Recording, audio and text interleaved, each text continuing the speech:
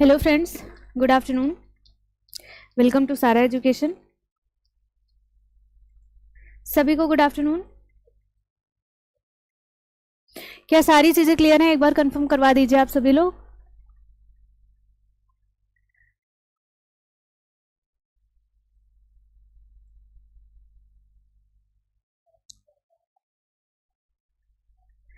सभी को good afternoon. जल्दी जल्दी से जुड़ जाओ सभी लोग।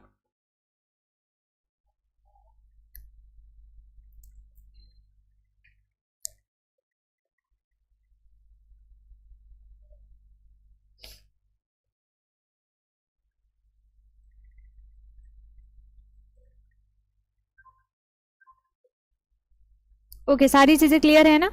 चलिए स्टार्ट करते हैं। आज की क्लास जो अपनी होगी इसमें मिक्स क्वेश्चन के बारे में हमें डिस्कस करना है और आज की मैराथन क्लास होगी, ठीक है ना? यामिनी जी, बेबी जी, अनु, उषा, अनिमा, अंश, मोहन, श्रद्धा, पंकज, अनिल, सभी को गुड आफ्टरनून। सारी चीज़ें क्लियर है ना? ऑडियो वीडियो सब, स्लाइड अच्छे से शो हो रहा है आप सभी को?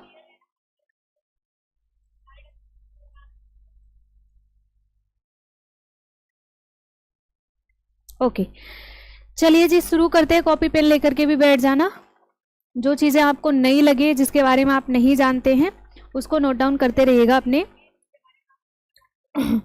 नोट्स में, ठीक है ना? मैं बिल्कुल अच्छी हूँ, ठीक है।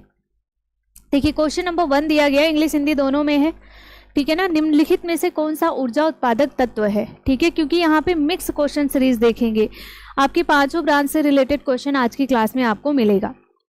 देखिए जब भी हम न्यूट्रिएंट की बात करते हैं तो हम पढ़ते हैं 6 न्यूट्रिएंट है ना, जिसमें हम पढ़ते हैं प्रोटीन, जिसमें हम पढ़ते हैं CHO के साथ पढ़ते हैं फैट के साथ हम पढ़ते हैं इसमें विटामिन, और विटामिन के साथ हम पढ़ते हैं मिनरल, ठीक है, और वाटर होता है। देखिए जब हम बात करते हैं एनर्जी देने के लिए तो सबसे इंपॉर्टेंट क्या होता है? CHO होता है। जो प्रोटीन का काम है, ये काम क्या करता है? बॉडी बिल्डिंग फैक्टर का काम करता है, हमारे शरीर का निर्माणक तत्व है ये। जो फैट होता है ये भी एनर्जी देता है, सबसे ज़्यादा एनर्जी देता है, लेकिन इसका मेन वर्क क्या होता है? बॉडी के सॉफ्ट ऑर्गन को सेफ रखने का काम होता है। जैसे हमारे इंटरनल पार्ट जो हैं, जो सॉफ्ट ऑर्गन है, उनको सेफ रखने का काम कौन करता है? फैट करता है। आप सभी को पता है विटामिन, मिनरल एंड वाटर ये कोई भी एनर्जी देने का काम नहीं करते हैं। एक क्वेश्चन आपसे यहाँ पे और पूछा जाता है, आपको बता देना है कि इनमें से कार्बनिक पदार्थ कौन से हैं? कार्बनिक पदार्थ कौन से हैं बताइएगा।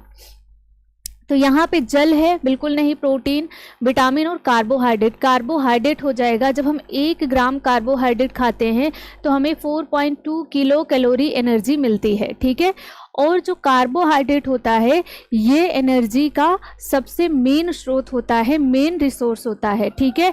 जब हम प्रोटीन की बात करते हैं तो प्रोटीन से भी हमें 4.2 किलो कैलोरी एनर्जी मिलती है, बट प्रोटीन क्या काम करता है? बॉडी बिल्डिंग का काम करेगा, ठीक है। आपसे 2 क्वेश्चन पूछा जाता है, ये दोनों हम यहीं पर देख लेते हैं क्योंकि आप सभी को पता है आपका पेपर बिल्कुल नज़दीक आ चुका है, तो बिल्कुल भी एक भी पॉइंट आप भूलेंगे नहीं, ठीक है। आपसे पूछा जाए अगर सबसे अधिक ऊर्जा देने वाला तत्व है, ऊर्जा देने वाला तत्व कौन सा है, इसको बताना है। क्वेश्चन नंबर 2 आपको बताना है ऊर्जा का मुख्य स्रोत क्या है, ठीक है। दोनों का आंसर अलग अलग होगा। सबसे अधिक ऊर्जा देने वाला तत्व कौन सा होता है? फैट होता है, लेकिन ये मेन रिसोर्स नहीं है।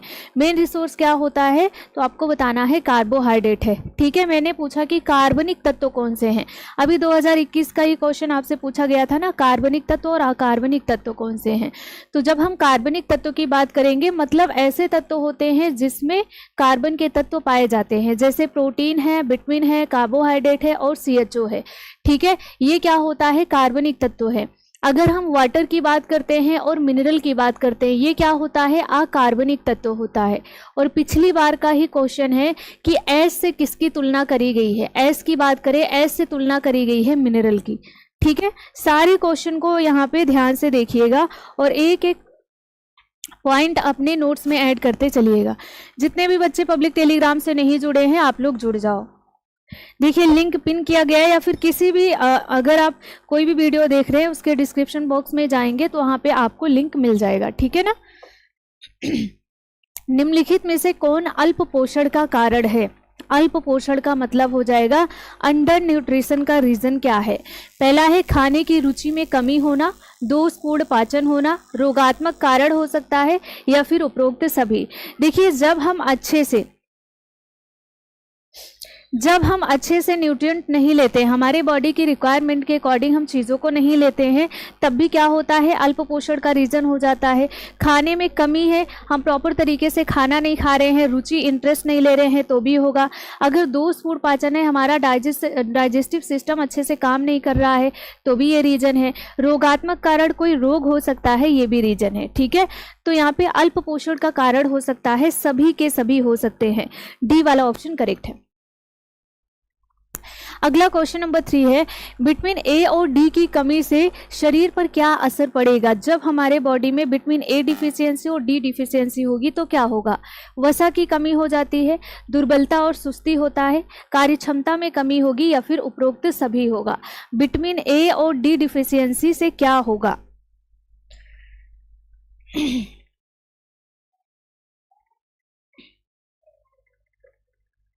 ठीक है, अच्छा थोड़ा सा छोटा कर दूंगी तो आप सभी को इंग्लिश हिंदी दोनों अच्छे से दिखने लग जाएगा।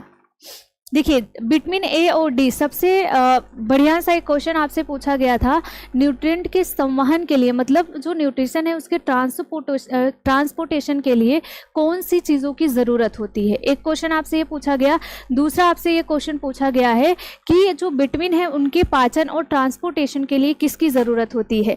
ये दोनों क्वेश्चन अभी पिछली बार के हैं, ध्यान रखिएगा। ठीक है, तो विटामिन ए और डी डिफिशियंसी होगी तो वसा की कमी, दुर्बलता और सुस्ती, कार्य क्षमता में कमी। देखिए, सबसे पहली बात तो ये है कि ये दोनों तो होगा ही होगा, है ना। तो इस वजह से विटामिन ए और डी की कमी से वसा को भी आप लगाएंगे, डी वाला ऑप्शन होगा। अब देखिए, विटामिन ए और डी कैसे विटामिन होते हैं? जो फैट सोलेबल विटामिन होते हैं। अगर हमारी बॉडी में फैट नहीं है तो ए और डी कितना भी आप कंज्यूम करोगे वो घुलेगा नहीं बॉडी में, मतलब उसका अवशोषण नहीं होगा, और अवशोषण नहीं होगा तो बॉडी से वो बाहर निकल जाएगा। ठीक है, तो यहाँ पे वसा की कमी को आपको इस वजह से लगाना है, क्योंकि यहाँ पे 2 पॉइंट क्लियर दिया गया है ना। दुर्बलता और सुस्ती हो जाती है, कार्य क्षमता में कमी होगी, क्योंकि अगर विटामिन डी डिफिशियंसी है तो आपने क्या पढ़ा था? रिकेट्स पढ़ा था, ओस्टियोमलेशिया, ओस्टियोपोरोसिस, कॉर्नियो ट्यूब्स, बो लेग। ठीक है, ये सारी चीजें आपने पढ़ी थी ना, तो यहाँ पे डी वाला ऑप्शन करेक्ट है। स्कर्वी रोग किस विटामिन की कमी से होता है? पहला है विटामिन डी, दूसरा पी, तीसरा है एच, और चौथा दिया है विटामिन सी। स्कर्वी रोग किसकी कमी से होगा?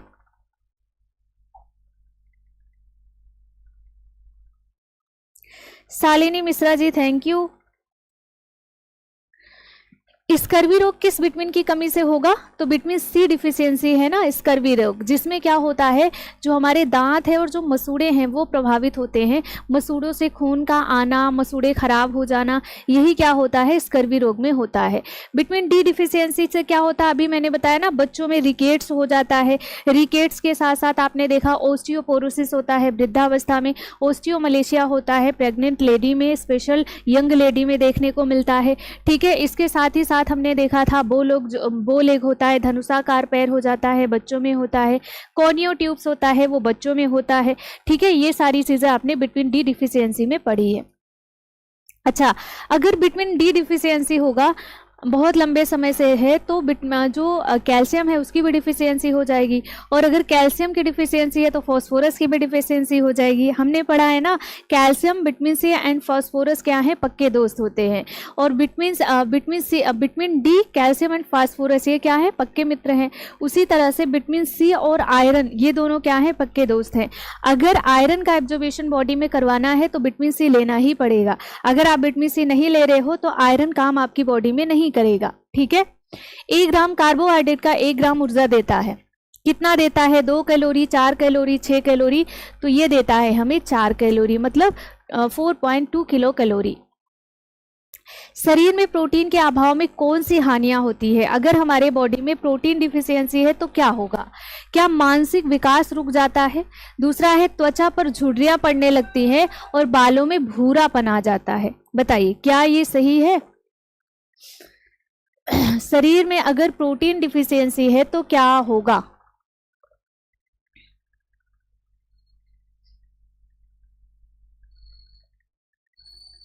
देखिए, अगर हम प्रोटीन डिफिशियंसी से की बात करते हैं तो क्या होगा, एक चीज़ आपको पता है ना, त्वचा पर झुर्रियाँ पड़ने लग जाती हैं। हमने पढ़ा ना, विटामिन ए डिफिशियंसी से क्या होता है, टोड स्किन हो जाता है। और टोड स्किन का मतलब होता है कछुए के समान त्वचा, हमारी स्किन जो है वो खराब होने लग जाएगी। पहली बात आपको समझ आ गया।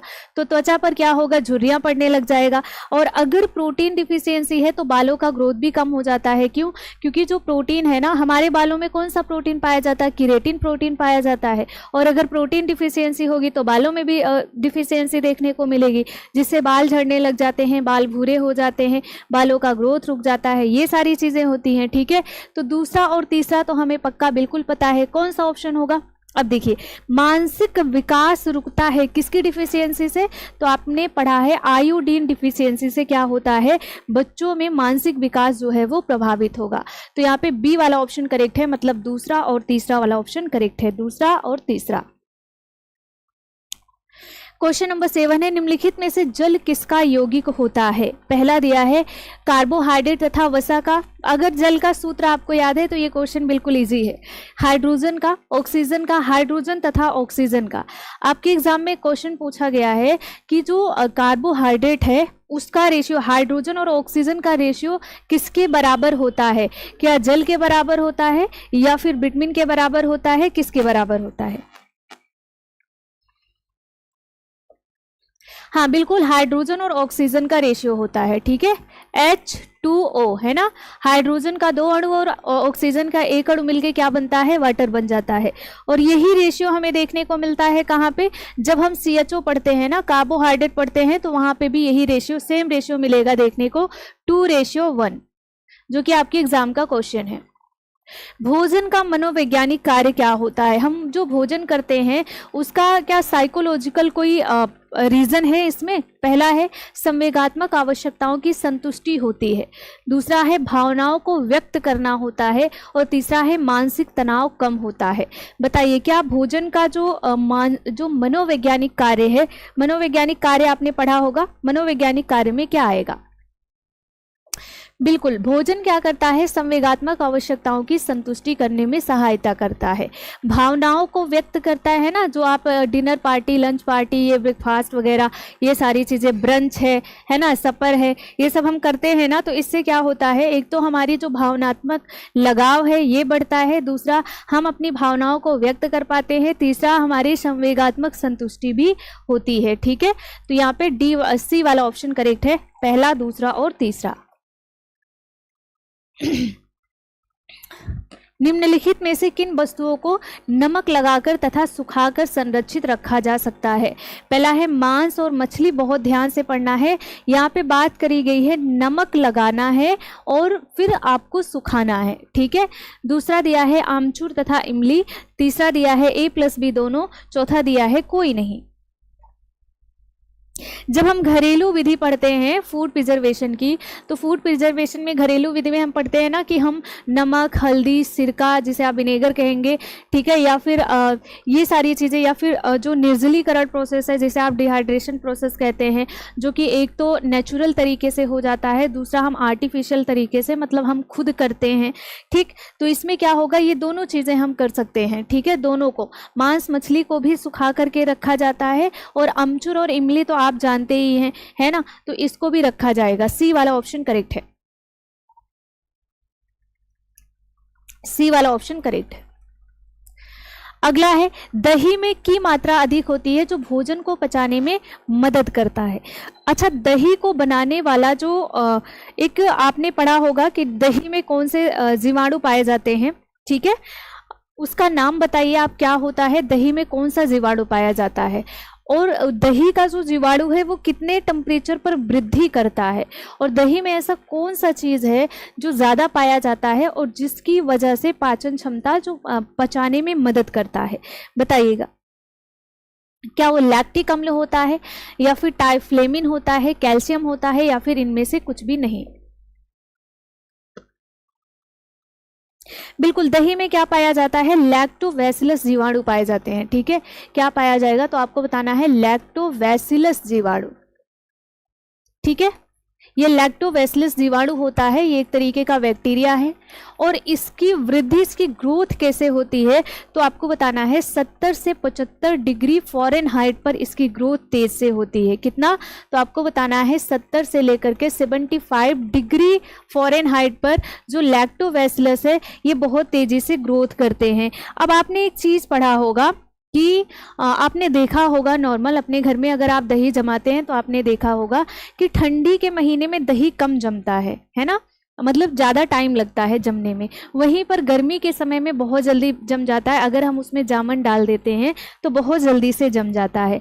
क्या होता है, रीज़न क्या है, इसके टेम्परेचर का रीज़न होता है, ठीक है। क्योंकि जो लैक्टोबैसिलस जीवाणु है जो दही को बनाने में हेल्प करता है, उसको कितना टेम्परेचर चाहिए, 70 से लेकर के 75 डिग्री फ़ारेनहाइट चाहिए, ठीक है। तो ये क्या करेगा, जब टेम्परेचर थोड़ा सा अच्छा होता है तो दही जल्दी से जम जाता है, और टेम्परेचर कम होगा तो दही बहुत टाइम लगेगा जमने में।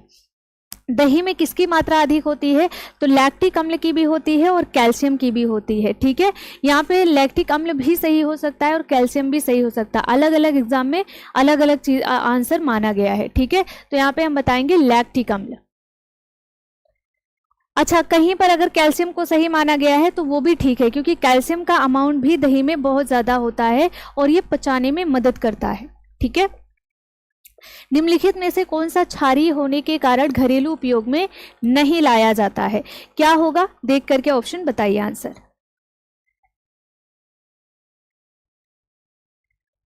अच्छा,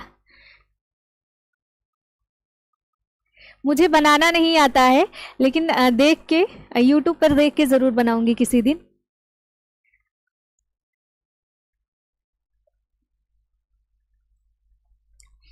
क्या हो जाएगा, क्षारीय की बात करी गई है और आप सभी को पता है कौन सा जल होता है क्षारीय, समुद्र का जल।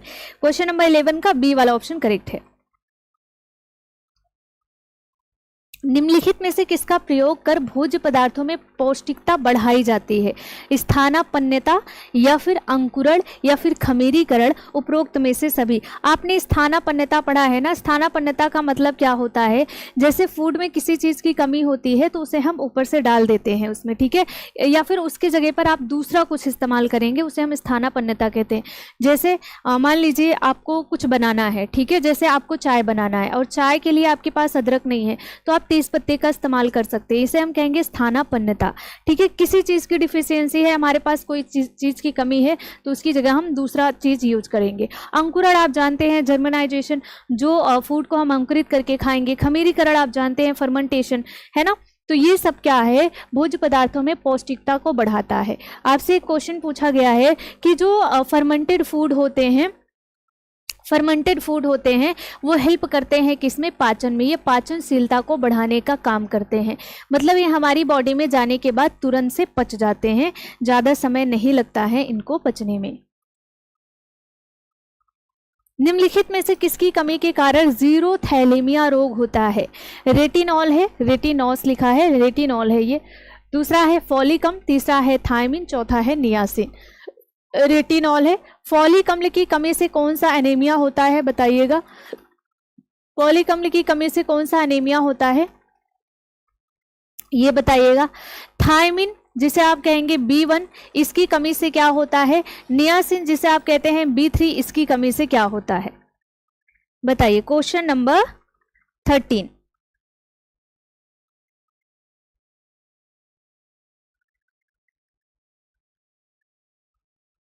हाँ देखिए, रेटिनॉल जो होता है विटामिन ए होता है, इसकी डिफिशियंसी से क्या हो जाता है, जीरोफैथलेमिया, आंखों से संबंधित बीमारी है। फॉलिक अम्ल की कमी से क्या होता है, मैंग्लोब्लास्टिक अनीमिया होता है ना। फॉलिक अम्ल का मतलब होता है B9 और इसकी कमी से क्या होता है, मैंग्लोब्लास्टिक अनीमिया, मैंग्लोब्लास्टिक अनीमिया इसकी कमी से हो जाता है, ठीक है। थायमिन की कमी से क्या होता है, बेरी बेरी रोग होता है, बेरी बेरी होता है।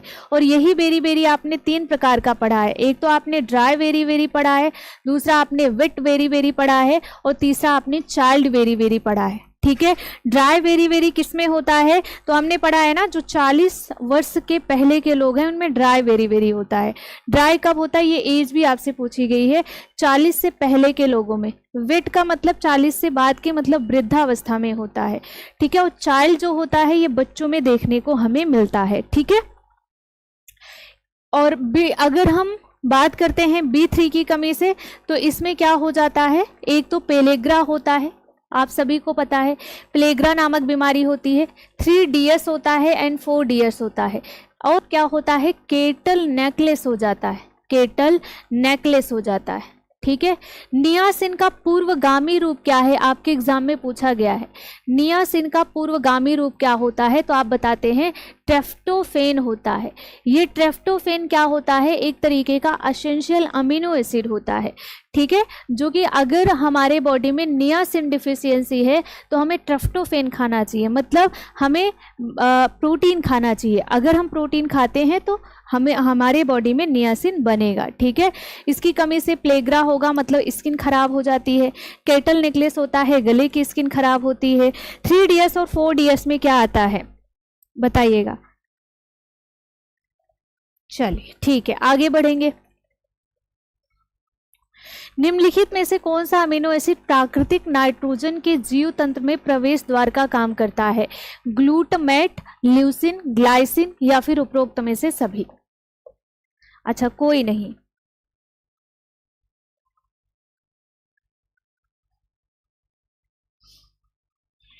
आपको 3DS 4DS का फुल फॉर्म बताना है, क्या होगा।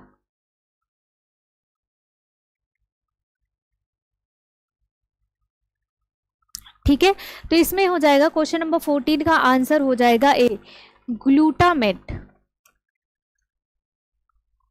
निम्नलिखित में से किसकी कमी से विभिन्न नाड़ियों की ऊपरी परत गलने लगती है। अब आपको यहाँ पे बताना ना, नाड़ियों से संबंधित बीमारी आपने कौन से विटामिन में की कमी से देखी थी।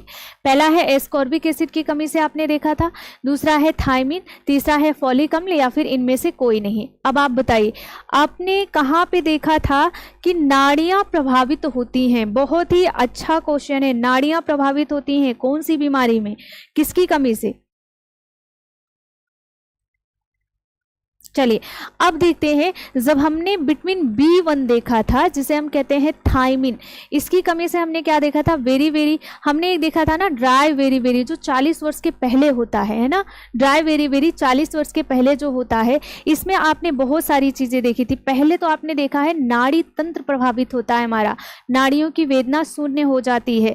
ठीक है, पेरीफेरल न्यूराइटिस हो जाता है, वार्निस कार्नियाकॉफ सिंड्रोम हो जाता है, अटेक्सिया हो जाता है, ओफ्थेल्मोप्लेजिया हो जाता है। ये सब आपने कहाँ पे पढ़ा है, तो विटामिन B1 में, और B1 के अंदर जो ड्राई वेरी वेरी होता है, जो 40 वर्ष के पहले के लोगों में होता है, उसमें हमने देखा। एस्कॉर्बिक एसिड की कमी से क्या होता है, तो अभी आपने पढ़ा था कि ये जो विटामिन C होता है उसी को हम कहते हैं एस्कॉर्बिक एसिड, और इसकी कमी से क्या होता है, स्कर्वी नामक बीमारी होती है।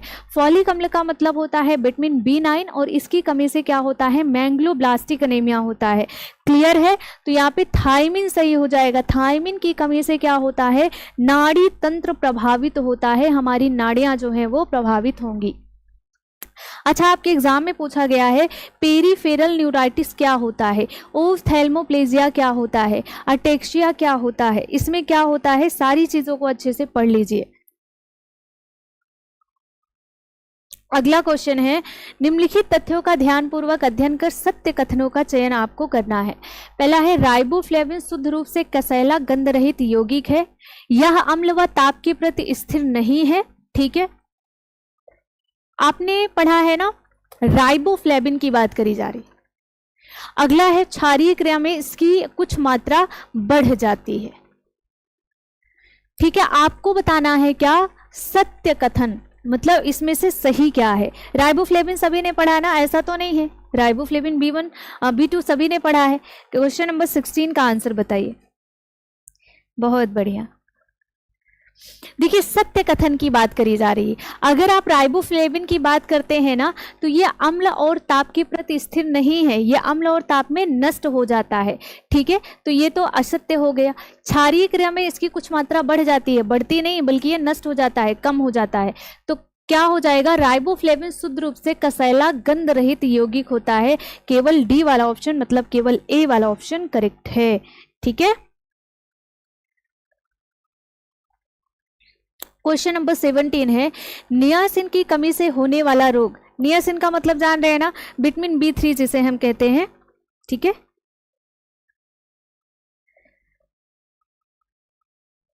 एक मिनट, बैटरी थोड़ी सी कम हो गई तो मैं बैटरी चेंज कर लेती हूँ, तब तक आप लोग इसका आंसर दीजिए।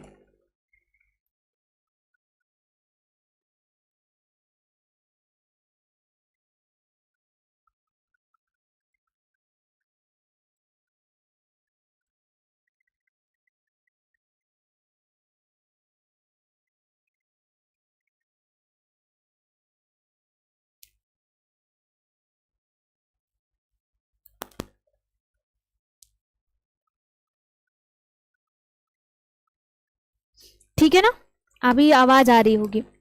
अब देखिए पूछा गया है नियासिन की कमी से होने वाला रोग कौन सा है।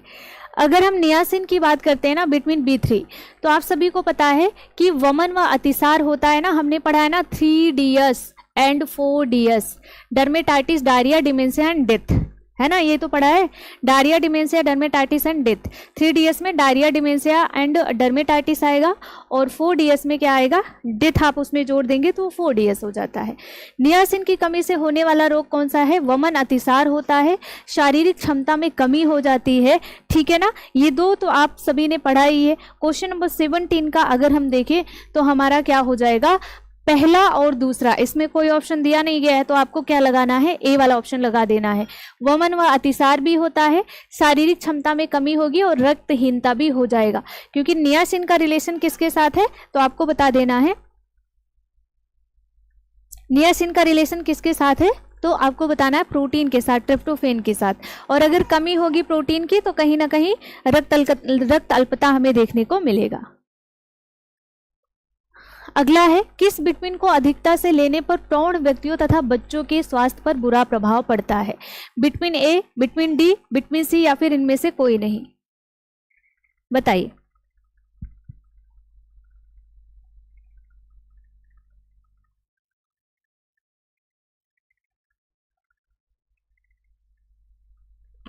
ठीक है, किस विटामिन को अधिकता से लेने पर प्रौढ़ व्यक्तियों तथा बच्चों के स्वास्थ्य पर बुरा प्रभाव पड़ता है।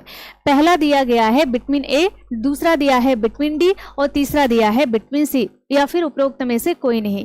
कौन सा विटामिन आप लेते हैं जो कि प्रौढ़ व्यक्तियों और बच्चों पर इसका जो प्रभाव है वो बुरा देखने को मिलेगा। 18 की बात करेंगे, ठीक है, यहाँ पे मैं ऑप्शन देती हूँ, ठीक है ना, इसमें ऑप्शन नहीं दिया गया है। पहला देती हूँ A+B, ठीक है, दूसरा है B+C, तीसरा दिया गया है A+C और चौथा है सभी या फिर कोई नहीं, ठीक है। अब बताइए किस विटामिन को अधिकता से लेने पर प्रौढ़ व्यक्तियों और बच्चों के स्वास्थ्य पर बुरा प्रभाव पड़ेगा।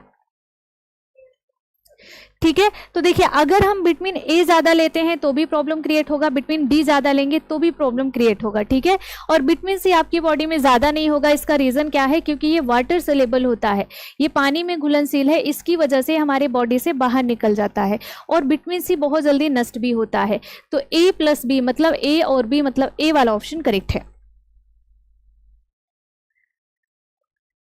अगला है निम्नलिखित में से किस विटामिन का रासायनिक नाम कैल्सीफेरॉल है। देखिए अगर आप होम साइंस का एग्जाम देने जा रहे हैं, XYZ कोई भी एग्जाम देने जा रहे हैं, चाहे वो आपके TGT PGT हो, फर्स्ट ग्रेड हो, UGC नेट हो या फिर अदर कोई भी एग्जाम हो, तो आपको ना विटामिन के जो कैल्शियम जो यहाँ पे रासायनिक नेम है ना, उसको आपको केमिकल नेम को रटना ही पड़ेगा, ठीक। तो निम्नलिखित में से किस विटामिन का रासायनिक नाम है कैल्सीफेरॉल। देखिए विटामिन बी को हम क्या कहते हैं, थायमिन कहते हैं, राइबोफ्लेविन कहते हैं, नियासिन कहते हैं, जैसे B1 2 3 करके पूछा जाएगा उस तरीके से आप आंसर देते हैं। डी को आप क्या कहेंगे बताइए, तो डी को हम क्या कहते हैं, कैल्सीफेरॉल कहते हैं। विटामिन के को किस नाम से जानते हैं, कमेंट बॉक्स में बता दीजिए। विटामिन के को हम कहते हैं निफ्थाक्यूनोन, और इसका काम क्या होता है, क्लोट करने का। किसको क्लोट करता है, ब्लड को क्लोट करने का काम करता है कौन, तो विटामिन के। किस विटामिन का मुख्य कार्य रक्त का थक्का जमाना है। अभी देखिए हमने देखा ना, सेम क्वेश्चन आपसे पूछा गया, किस विटामिन का मुख्य कार्य रक्त का थक्का जमाना है, तो विटामिन के का काम है, ठीक है। अच्छा ये तो क्लोटिंग के नाम से जाना जाएगा, ब्लड क्लोट करता है ये। अगर हम बात करें एंटी ब्लड क्लोटिंग एजेंट किसे कहते हैं बताइए, ये भी आपके एग्जाम में पूछा गया है। Anti blood clotting agent, clotting agent कहने का मतलब है कि ऐसा कौन सा एजेंट है जो ब्लड को क्लॉट नहीं होने देता है। ठीक है, बताइए।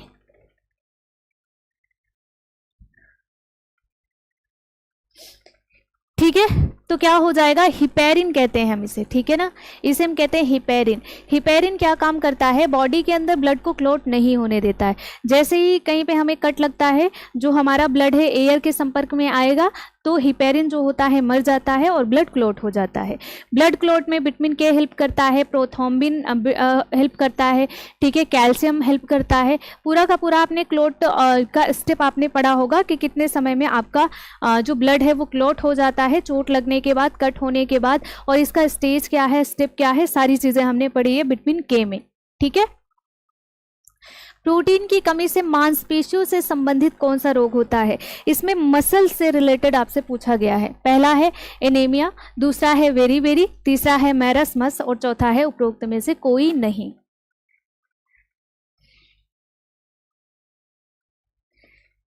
ठीक है,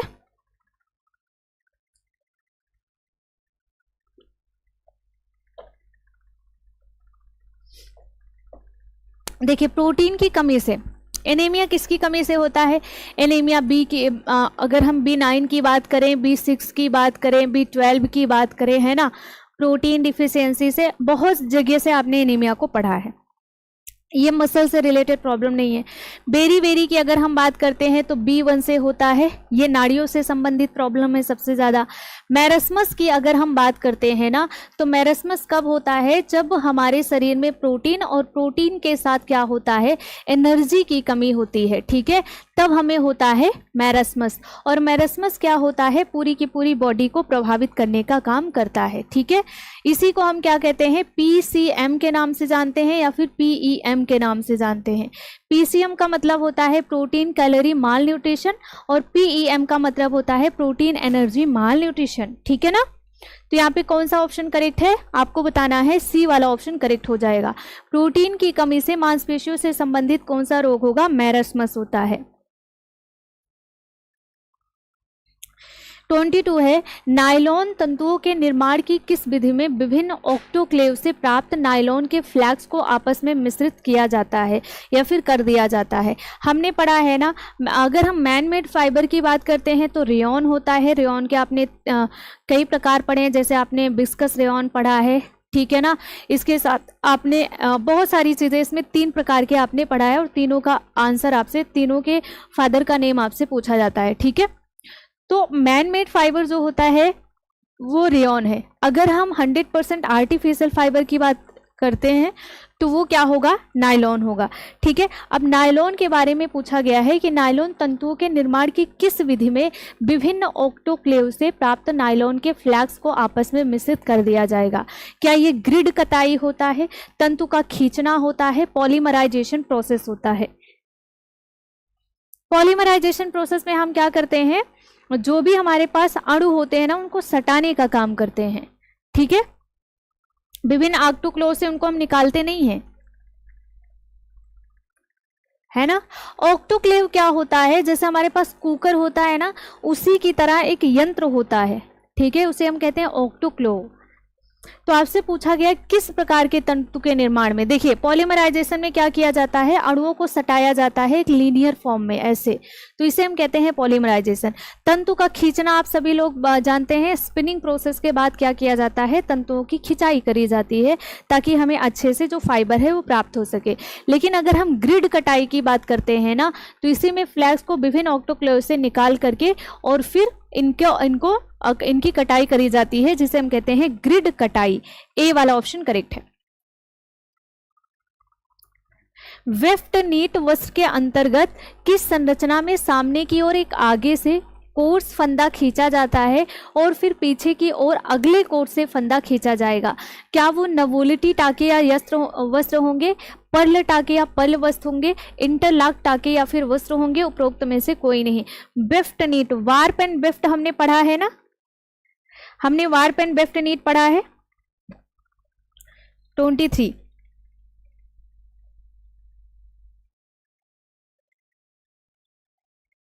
ठीक है,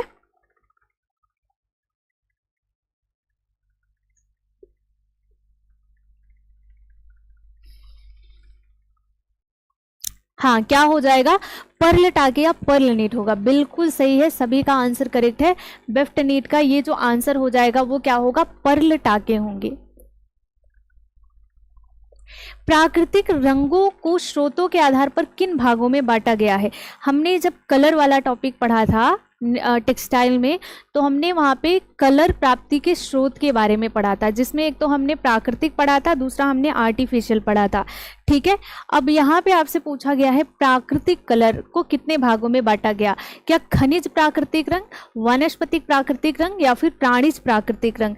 तो जो हमारे प्राकृतिक कलर होते हैं वो 3 ही प्रकार के होते हैं, आप सभी को पता है। पहला क्या होता है, वनस्पतियों से प्राप्त होने वाला होता है, दूसरा प्राणियों से प्राप्त होने वाला होता है, और तीसरा खनिज को मिला करके हम कलर को बनाते हैं। तो ए वाला ऑप्शन करेक्ट हो जाएगा। प्राकृतिक रंगों को स्रोत के आधार पर 3 पार्टों में डिवाइड किया गया है। ठीक है, हाँ, बी नहीं होगा, दूसरा तीसरा। खनिज कलर भी हम पढ़ते हैं ना, बिल्कुल पढ़े हैं खनिज कलर, जो कि नेचुरल कलर में आता है। ठीक है, अब आर्टिफिशियल में जो हमने पढ़ा था, अम्लीय रंग पढ़ा था, क्षारीय रंग पढ़ा था, उदासीन कलर पढ़ा था। अब उदासीन कलर जो न्यूट्रल कलर होते हैं उसमें भी हमने प्रत्यक्ष, वेट, सल्फर, ये सारी चीजें पढ़ी थी। 25 तंतु अपनी मौलिक अवस्था में प्रायः उलझे हुए व अशुद्धियों से युक्त होते हैं, उन्हें किस विधि द्वारा तैयार किया जाता है। क्वेश्चन को बहुत अच्छे से पढ़िएगा। क्या ये घुमाव विधि कहलाता है, जिसे आप रोबिंग प्रोसेस कहते हैं, कार्डिंग प्रोसेस कहेंगे, या फिर कॉम्बिंग प्रोसेस कहेंगे। सब कुछ आपने टेक्सटाइल में पढ़ा है ना। टेक्सटाइल की जब हम टर्मिनोलॉजी पढ़ते हैं तब भी हमने इन सारी चीज़ों को क्लियर किया था टर्मिनोलॉजी वाले टॉपिक में। पहला ही टॉपिक होता है टेक्सटाइल का। ठीक है, देखिए बोला गया है तंतु, है ना, जिसे हम कहते हैं रेशा। अब ये जो तंतु है, जो रेशा है, फाइबर है, ये अपने मौलिक अवस्था में उलझा हुआ है और अशुद्धि भी है इसमें। तो इसे हम किस विधि से तैयार करेंगे। देखिए कॉम्बिंग में हम क्या करते हैं, कंघी करते हैं, है ना, उलझे हुए रेशों को समानांतर करते हैं, लेकिन गंदगी को हम नहीं निकालते हैं उसमें।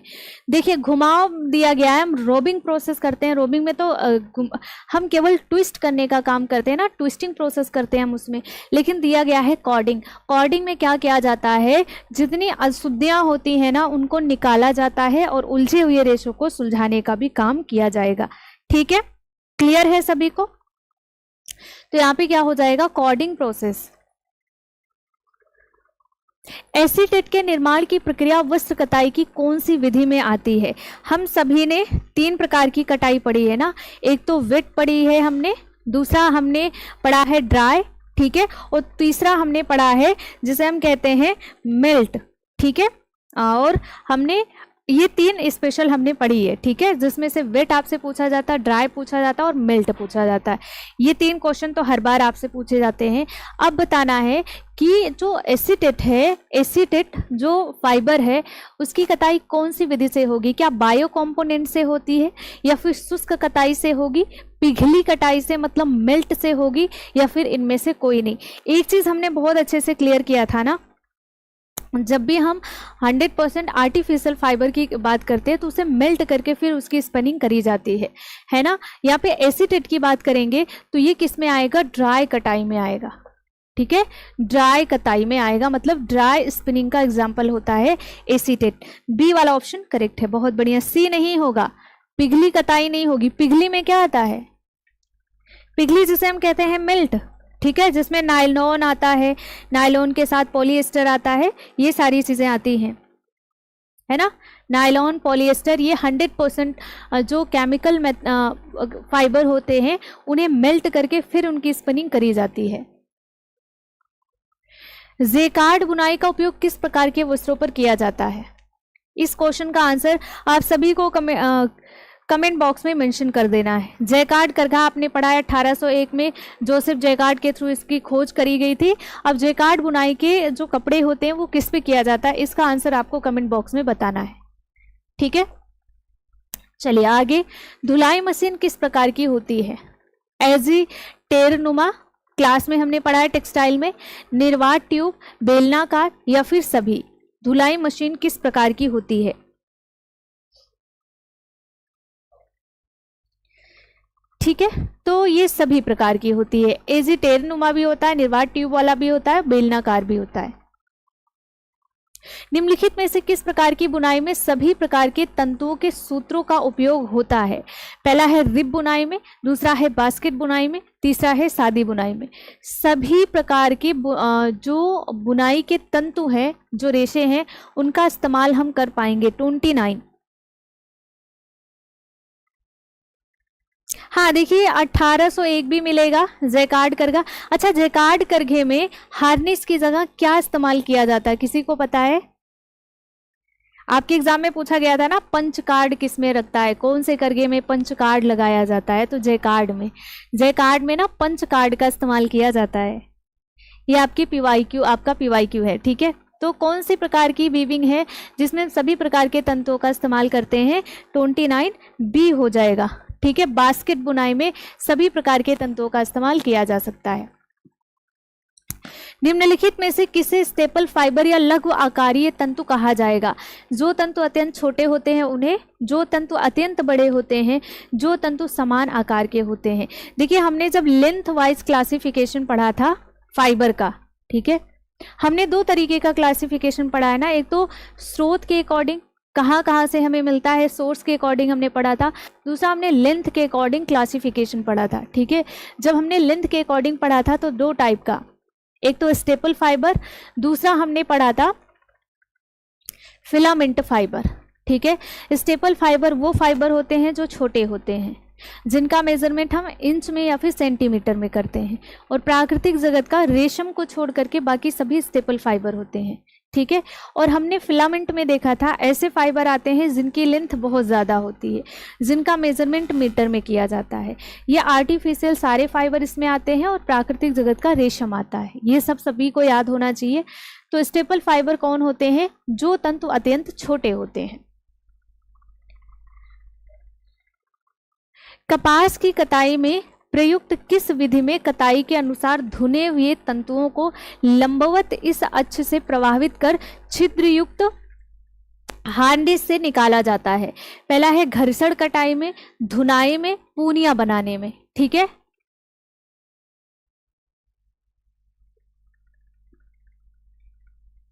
छिद्रयुक्त हार्नेस से निकाला जाता है।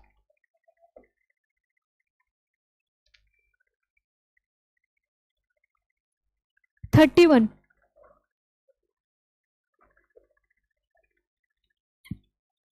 यहाँ हार्नेस नहीं होगा क्योंकि हार्नेस का इस्तेमाल हम वीविंग में करेंगे, ठीक है, कताई में नहीं करेंगे। छिद्रयुक्त तो रोलर अगर हम लिख देते हैं तो हो सकता है, या फिर यहाँ पे कुछ और ही होना चाहिए था, ठीक है। देख लेते हैं। कपास की कटाई में प्रयुक्त किस विधि में कटाई के अनुसार धुने हुए तंतुओं को लंबवत, भाई ये क्वेश्चन प्रॉपर तरीके से ये टाइप नहीं हुआ है, इसमें क्या होना चाहिए, इसमें क्या, तो इसको हम क्या करेंगे, छोड़ेंगे। वैसे घर्षण कटाई में हम क्या करते हैं, दो रोलर का इस्तेमाल करते हैं और फ्रिक्शन के अकॉर्डिंग, ठीक है, फ्रिक्शन के थ्रू हम जो हमारे पास तंतु हैं उनकी कटाई करी जाती है, ठीक है। धुनाई आप लोग जानते हैं, धुनाई के थ्रू हम क्या करते हैं, कॉर्डिंग प्रोसेस जिसे हम कहते हैं, जो अशुद्धियां होती हैं उसको निकालते हैं। पूनी बनाने का मतलब होता है जो फाइबर होते हैं उनकी पूनियां बनाई जाती है, फिर स्पिनिंग प्रोसेस किया जाता है, ठीक है। तो इसमें कोई भी पॉइंट मुझे नहीं लग रहा है सही है, क्योंकि ये क्वेश्चन थोड़ा सा मिस्टेक है, कुछ चीजें इसमें छूटी हैं। मानव निर्मित तंतुओं के निर्माण की कौन सी प्रथम व्यवसायिक सफल विधि है? बायो कंपोनेंट कताई है, आर्द्र कताई है, शुष्क कताई है?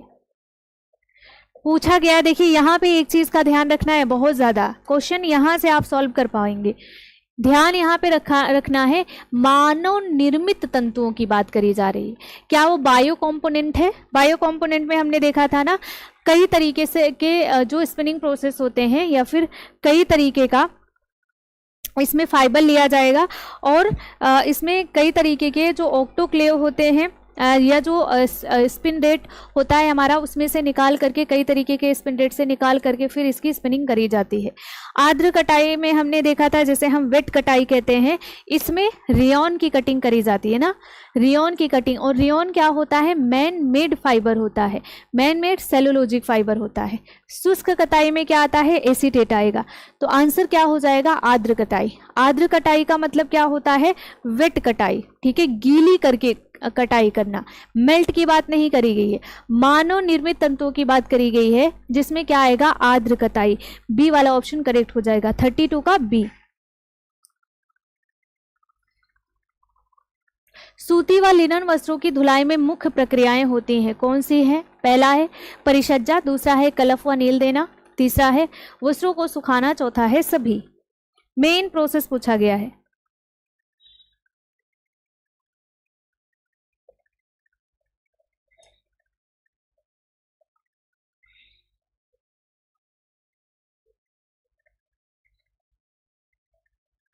ठीक है, देखिए दिया गया है सूती व लिनन वस्त्रों की बात करेंगे तो इसमें जो भी परिसज्जा है, फिनिशिंग है, कलफ और नील हम देते ही हैं। वस्त्रों को सुखाने की बात करी जाएगी, सफी, है ना, क्योंकि सेलुलोजिक में क्या किया जाता है, जो सेलुलोज फाइबर होते हैं उसे कलफ और नील दिया जाता है। वस्त्रों को सुखाना भी हो जाएगा, ठीक है, और सभी हो जाएगा इसमें। जैसे अगर हम बात करते हैं तो सेलुलोजिक फाइबर पे हम मर्सराइजिंग प्रोसेस करते हैं, कलफ और नील भी इस पे दिया जाता है, ठीक है। वस्त्रों पर नमूने छापने की सबसे प्राचीन विधि क्या है? क्या ब्लॉक छपाई है, ठप्पा छपाई है, रोलर छपाई है, या फिर इनमें से कोई नहीं? देखिए ब्लॉक छपाई को ही हम ठप्पा छपाई कहते हैं और ये दोनों क्या है, A+B, ये क्या हो जाएगा, सबसे पुरानी विधि होती है।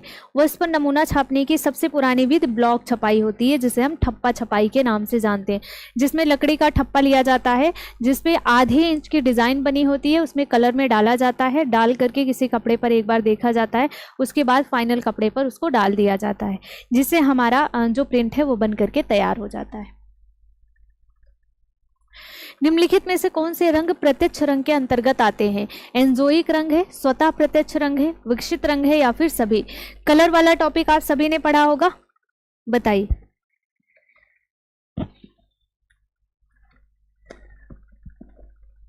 आज की क्लास थोड़ी लंबी होगी अगर नेट साथ दिया तो, क्योंकि मौसम हमारे यहाँ का बहुत ही ज़्यादा खराब है, तो कुछ कहा नहीं जा सकता है।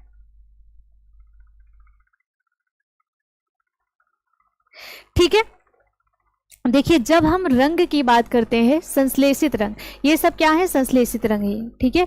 जब हम रंग की बात करते हैं, हमने 3 प्रकार के कलर पढ़े हैं, है ना। पहला हमने पढ़ा अम्लीय, दूसरा पढ़ा क्षारीय, तीसरा पढ़ा उदासीन। अम्लीय जो एसिडिक नेचर के होते हैं, दूसरा हमने क्षारीय जो बेसिक नेचर के होते हैं, तीसरा हमने न्यूट्रल उदासीन पढ़ा है, ठीक है।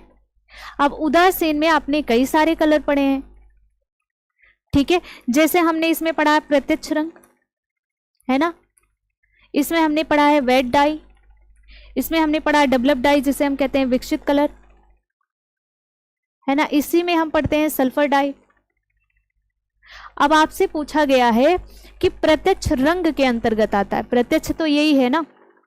अब देखिए एंजोइक अदर कलर में आता है, विकसित उदासीन में आ गया, ठीक है। एंजोइक आपने अदर कलर में पढ़ा है ना, जिसे हम आइस के नाम से जानते हैं, या फिर इसी को हम डेंजर कलर के नाम से जानते हैं, ठीक है। यहाँ पे देखिए स्वतः प्रत्यक्ष रंग जो है यही प्रत्यक्ष रंग के अंतर्गत आएगा, ठीक है। कौन सा सही हो जाएगा, बी वाला ऑप्शन, ठीक है। उदासीन कलर के अंतर्गत प्रत्यक्ष है, वेट है, विकसित है, सल्फर है, तो यहाँ पे स्वतः प्रत्यक्ष रंग ही प्रत्यक्ष रंग के अंतर्गत आता है। क्लियर? जब वस्त्र तंतु की कताई से पूर्व तंतु अवस्था में ही रंगा जाता है तब उन्हें कहा जाता है टॉप रंगाई। बहुत डीप अगर आपने पढ़ा होगा इस क्वेश्चन को तभी आप इसको सॉल्व कर पाएंगे। सूत्र रंगाई जिसे आप यान डाई के नाम से जानते हैं, स्टॉक डाई। बताइए क्वेश्चन नंबर 36।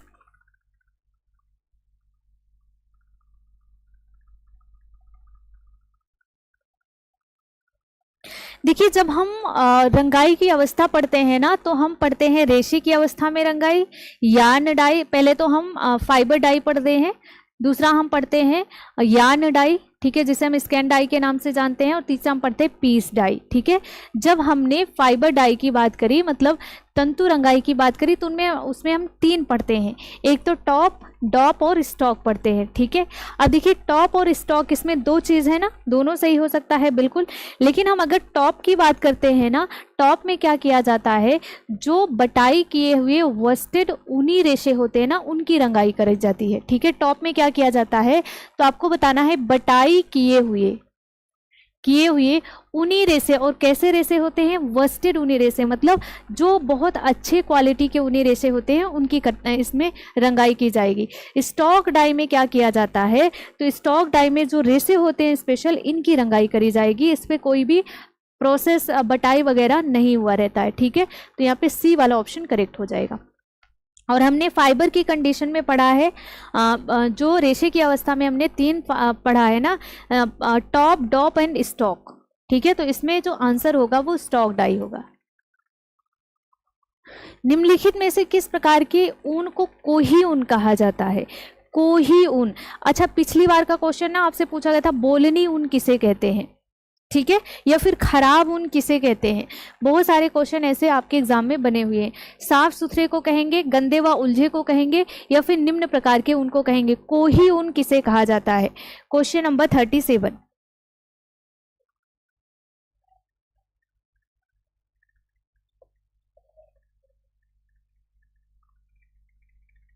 हाँ 37 का बताना है,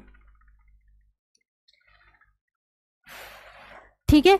कोही ऊन हम किसे कहते हैं? गंदे व उलझे हुए जो ऊन होते हैं ना, इन्हीं को कोही ऊन कहा जाता है। निम्नलिखित तथ्यों का ध्यानपूर्वक अध्ययन कर सत्य कथनों का चयन करना है, आपको बताना है। मोरेन तंतु के बने वस्त्रों में विस्कोस की अपेक्षा थोड़ी अधिक प्राकृतिक सलवट प्रतिरोधकता होती है, ठीक है। मॉडल रेयॉन विस्कस रेयॉन की अपेक्षा कम लोच में होता है। विस्कोस रेयॉन उष्मा के अच्छे चालक होते हैं।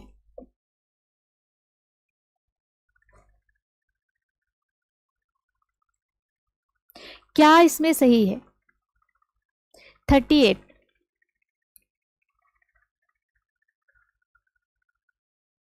बिल्कुल सही की बात करी गई ना। तो जो मोरेन तंतु होते हैं, इनके वस्त्र बिस्कस की अपेक्षा थोड़े अधिक सलवट प्रतिरोधक होते हैं, क्योंकि आपको पता है ऊन में जो सलवटें होती हैं वो नहीं पड़ती हैं, है ना। ऊन में क्या होगा, सलवटें नहीं पड़ेंगी। मॉडल रेयॉन जो होगा ये बिस्कस रेयॉन की अपेक्षा कम लोच में होता है, ठीक है। और बिस्कस रेयॉन जो है ये उष्मा के अच्छे चालक होते हैं। ये बिल्कुल परफेक्ट आंसर है, तो डी वाला ऑप्शन करेक्ट है, ठीक है। क्लियर?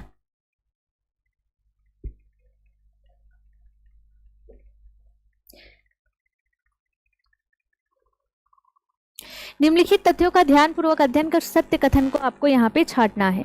क्लियर है ना? बिल्कुल।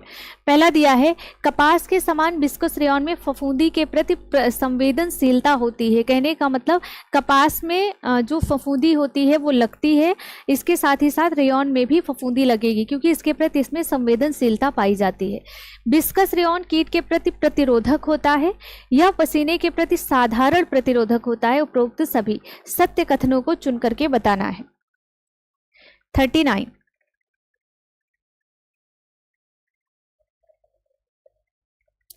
ठीक है, देखिए कपास के समान विस्कोस रेयॉन में भी फफूंदी के प्रति संवेदनशीलता पाई जाती है। आप सभी को पता है जो सेलुलोजिक फाइबर होते हैं स्पेशल, उसमें फफूंदी लग जाती है ना, व्हाइट कलर का ऐसे कुछ हो जाता है, व्हाइट कलर का, ग्रीन कलर का आपने देखा होगा, ब्लैक कलर का देखा होगा। जैसे बारिश के मौसम में अगर गीले कपड़े हम स्टोर करके रख दिए हैं तो उसमें ऐसा होता है, ठीक है। बिल्कुल ये भी सही है और ये भी सही है, डी वाला ऑप्शन करेक्ट है। निम्नलिखित तथ्यों का ध्यानपूर्वक अध्ययन कर असत्य कथनों को चुनना है। यहाँ पे जो गलत कॉन्सेप्ट दिया गया उसको आपको छांटना है। स्टार्च मुख्यतः सेलुलोज से निर्मित होते हैं, ठीक है। स्टार्च पानी में घुलनशील होते हैं, A+B दोनों, उपरोक्त में से कोई नहीं। असत्य कथन को छांटना है। स्टार्च आपको पता है ना, जब हमने पॉलीसेकेराइड CHO को पढ़ा था, CHO हमने 3 टाइप का पढ़ा था, एक तो मोनो पढ़ा, डाई पढ़ा, पॉली पढ़ा। पॉली में हमने पढ़ा था स्टार्च, ठीक है। स्टार्च जो होता है ये पॉलीसेकेराइड होता है। अब आपसे पूछा गया है कि जो स्टार्च है मुख्यतः सेलुलोज से निर्मित होते हैं। दूसरा दिया है स्टार्च पानी में घुलनशील होते हैं। देखिए लगभग लोगों का आंसर गलत आ रहा है, इसमें पता है क्या बताना, असत्य कथन। स्टार्च मुख्यतः सेलुलोज से निर्मित है तो सत्य है ना। स्टार्च जो है ये सेलुलोज से निर्मित है तो सही है, लेकिन दिया गया है स्टार्च पानी में घुलनशील है। क्या स्टार्च पानी में घुलता है? जिलेटिनाइजेशन प्रोसेस होता है ना स्टार्च पे। स्टार्च क्या होता है, स्टार्च के जो कण होते हैं ना वो टूटते हैं, है ना। बिल्कुल, जैसे हम देखते हैं ना, चावल की बात करें, चावल को जब हम गर्म पानी में डालते हैं तो उसमें स्टार्च होता है ना, वो फूल जाता है, फूल करके जो स्टार्च है वो टूट जाता है। ये बिल्कुल पानी में घुलनशील नहीं होता है, ध्यान रखिएगा। बी वाला ऑप्शन करेक्ट है। 41 है, निजी निर्मित आवास में कौन से प्रमुख लाभ है? कौन कौन से लाभ होंगे जब आपका अपना खुद घर हो जाएगा? धन की बचत, आर्थिक सुरक्षा, सामाजिक प्रतिष्ठा, सभी।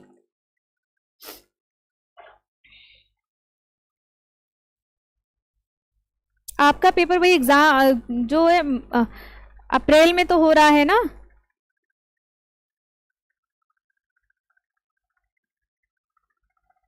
चलिए देखते हैं निजी आवास से क्या होगा भाई। निजी आवास रहेगी तो धन की बचत होगी ना, जो इधर उधर पैसा जा रहा नहीं जाएगा, आप सेव करोगे। आर्थिक सुरक्षा तो होती होती है, सामाजिक प्रतिष्ठा भी होगी। डी वाला ऑप्शन करेक्ट है। आयोजन के संबंध में कौन सा कथन सत्य है? आयोजन जो हम पढ़ते हैं ना, प्लानिंग का, ऑर्गेनाइजेशन, कंट्रोलिंग, इवेल्युएशन, ये सारी चीजें हमने पढ़ी है। तो आयोजन के संबंध में कौन सा कथन सत्य है ये बताना है। पहला है आयोजन कार्य से पूर्व की जाने वाली क्रिया है, प्लानिंग, ठीक है। लक्ष्यों की प्राप्ति का एक साधन होता है, एक मानसिक प्रक्रिया है, उपरोक्त सभी। आज है 100 क्वेश्चन का सीरीज, ठीक है।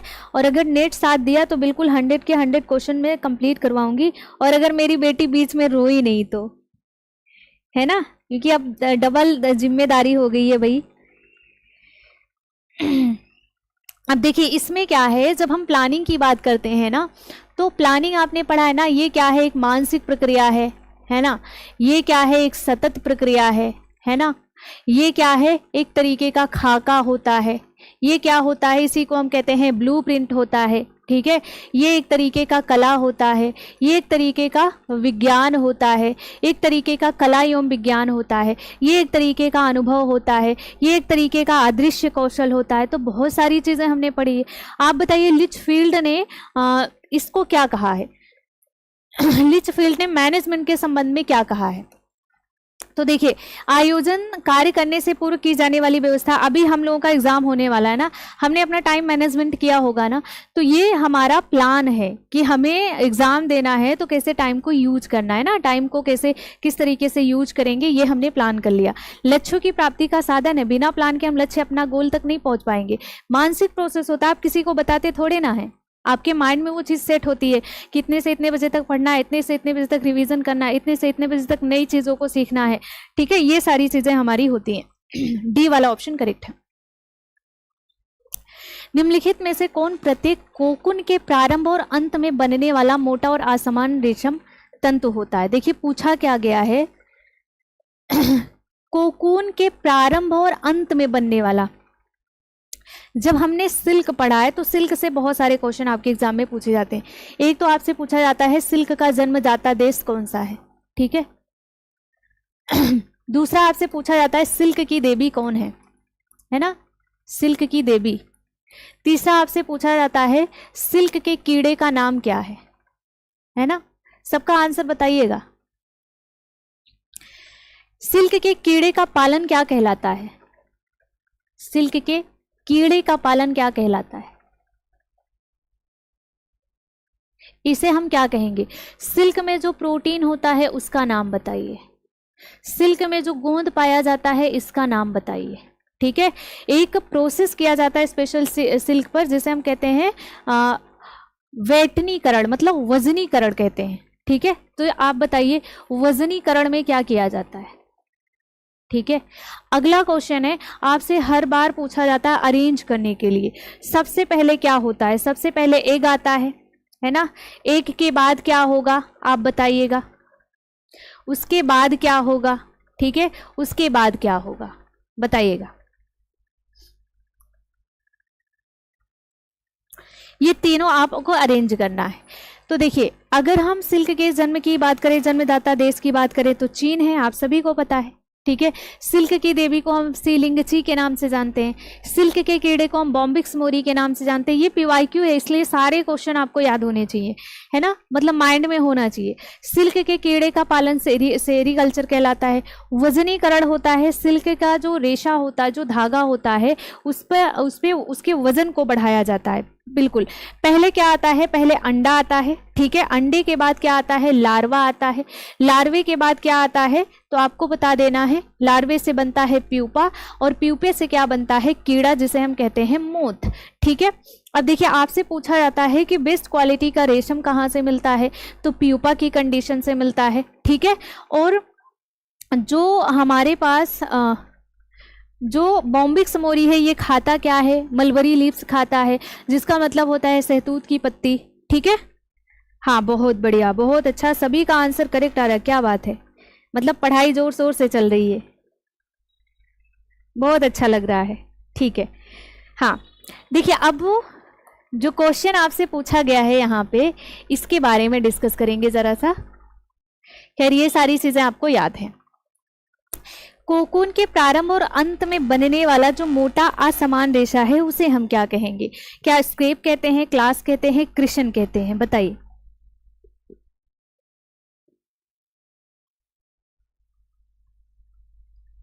देखिए ये सब कुछ अलग अलग है, हाँ वेटिंग प्रोसेस किया जाता है, बिल्कुल, जैसे हम कहते हैं ना वजनीकरण, भारण क्षमता बढ़ाया जाता है। 43, ठीक है। देखिए 43 की अगर हम बात करते हैं तो क्रेप, जो स्क्रेप है, क्लास है, क्रिशन है, ये सब अलग अलग है, ठीक है। अगर हम क्रिशन की बात करते हैं ना, तो प्रत्येक कोकून के प्रारंभ और अंत में बनने वाला जो मोटा रेशा होता है उसे हम कहते हैं क्रिशन। क्लास किसे कहते हैं, रील जब हम लपेटते हैं ना, रीलिंग प्रोसेस करते हैं ना, डिगमिंग प्रोसेस इसमें किया जाता है, गोंद को हटाया जाता है, गोंद को सॉफ्ट किया जाता है इसके, और इसमें रीलिंग प्रोसेस किया जाता है। रील लपेटने से पहले और ब्रूस करने के बाद जो व्यर्थ रेशे होते हैं उसे हम क्लास कहते हैं, ठीक है। आपको बताना है लपेटने से पहले, ठीक है, लपेटने से पहले, ठीक से लिख दूं भाई ताकि आप अगर नोट डाउन कर रहे हैं तो लिख लेंगे। लपेटने से पहले जब हम ब्रूस करते हैं ना, गोद को हटाते हैं ना, सिरेशिन गोद को हटाया जाता है, ब्रूस करने से प्राप्त व्यर्थ रेशा, व्यर्थ रेशा, इसी को हम क्या कहते हैं, क्लास के नाम से जानते हैं। स्क्रेप क्या होता है, जब हम बटाई करते हैं, रीलिंग प्रोसेस करते हैं, या फिर मशीनी प्रोसेस किया जाता है कोई, तो जो कटा छटा रेशा होता है, जो खराब रेशा होता है, उसी को हम स्क्रेप के नाम से जानते हैं। इस क्वेश्चन का आंसर होगा सी, जिसे हम कहते हैं क्रिशन। कोकून को वस्त्र निर्माण के लिए छांटते वक्त किन बातों पर ध्यान दिया जाता है। अच्छा, कोकून की कंडीशन से ही सबसे अच्छी क्वालिटी का रेशम हमें मिलता है ना। मोथ कीड़े की कंडीशन से खराब मिलेगा, लेकिन जो रेशा है, जो रेशम है, वो खराब क्वालिटी का हो जाता है, थोड़ा सा मतलब टूटा फूटा हो जाता है, ठीक है। तो जब हम कोकून से वस्त्र बना रहे हैं तो उसमें क्या क्या ध्यान दिया जाता है, रंग का, आकार का, माप का, पोत का मतलब होता है टेक्सचर, है ना। टेक्सचर का मतलब स्पर्शीय गुण, छूने में वो रेशम कैसा है, सॉफ्ट है, कड़कीला है, अच्छा है, बुरा है, ये सारी चीजों को हम देखते हैं। 44, हेलो जी सभी को, हेलो।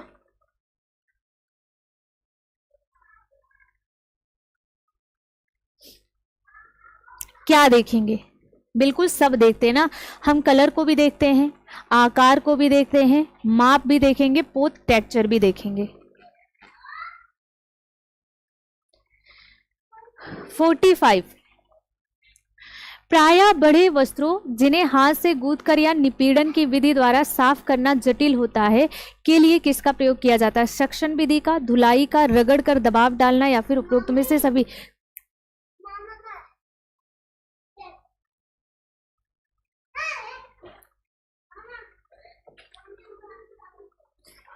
ठीक है, चलिए अब देखिए, प्रायः बड़े वस्त्र जिन्हें हाथ से हम नहीं धो सकते हैं, हाथ से गूंथकर या निपीड़न विधि द्वारा साफ करना जटिल होता है, उनके लिए हम क्या करते हैं ना, सक्शन विधि का इस्तेमाल करते हैं ना, बिल्कुल।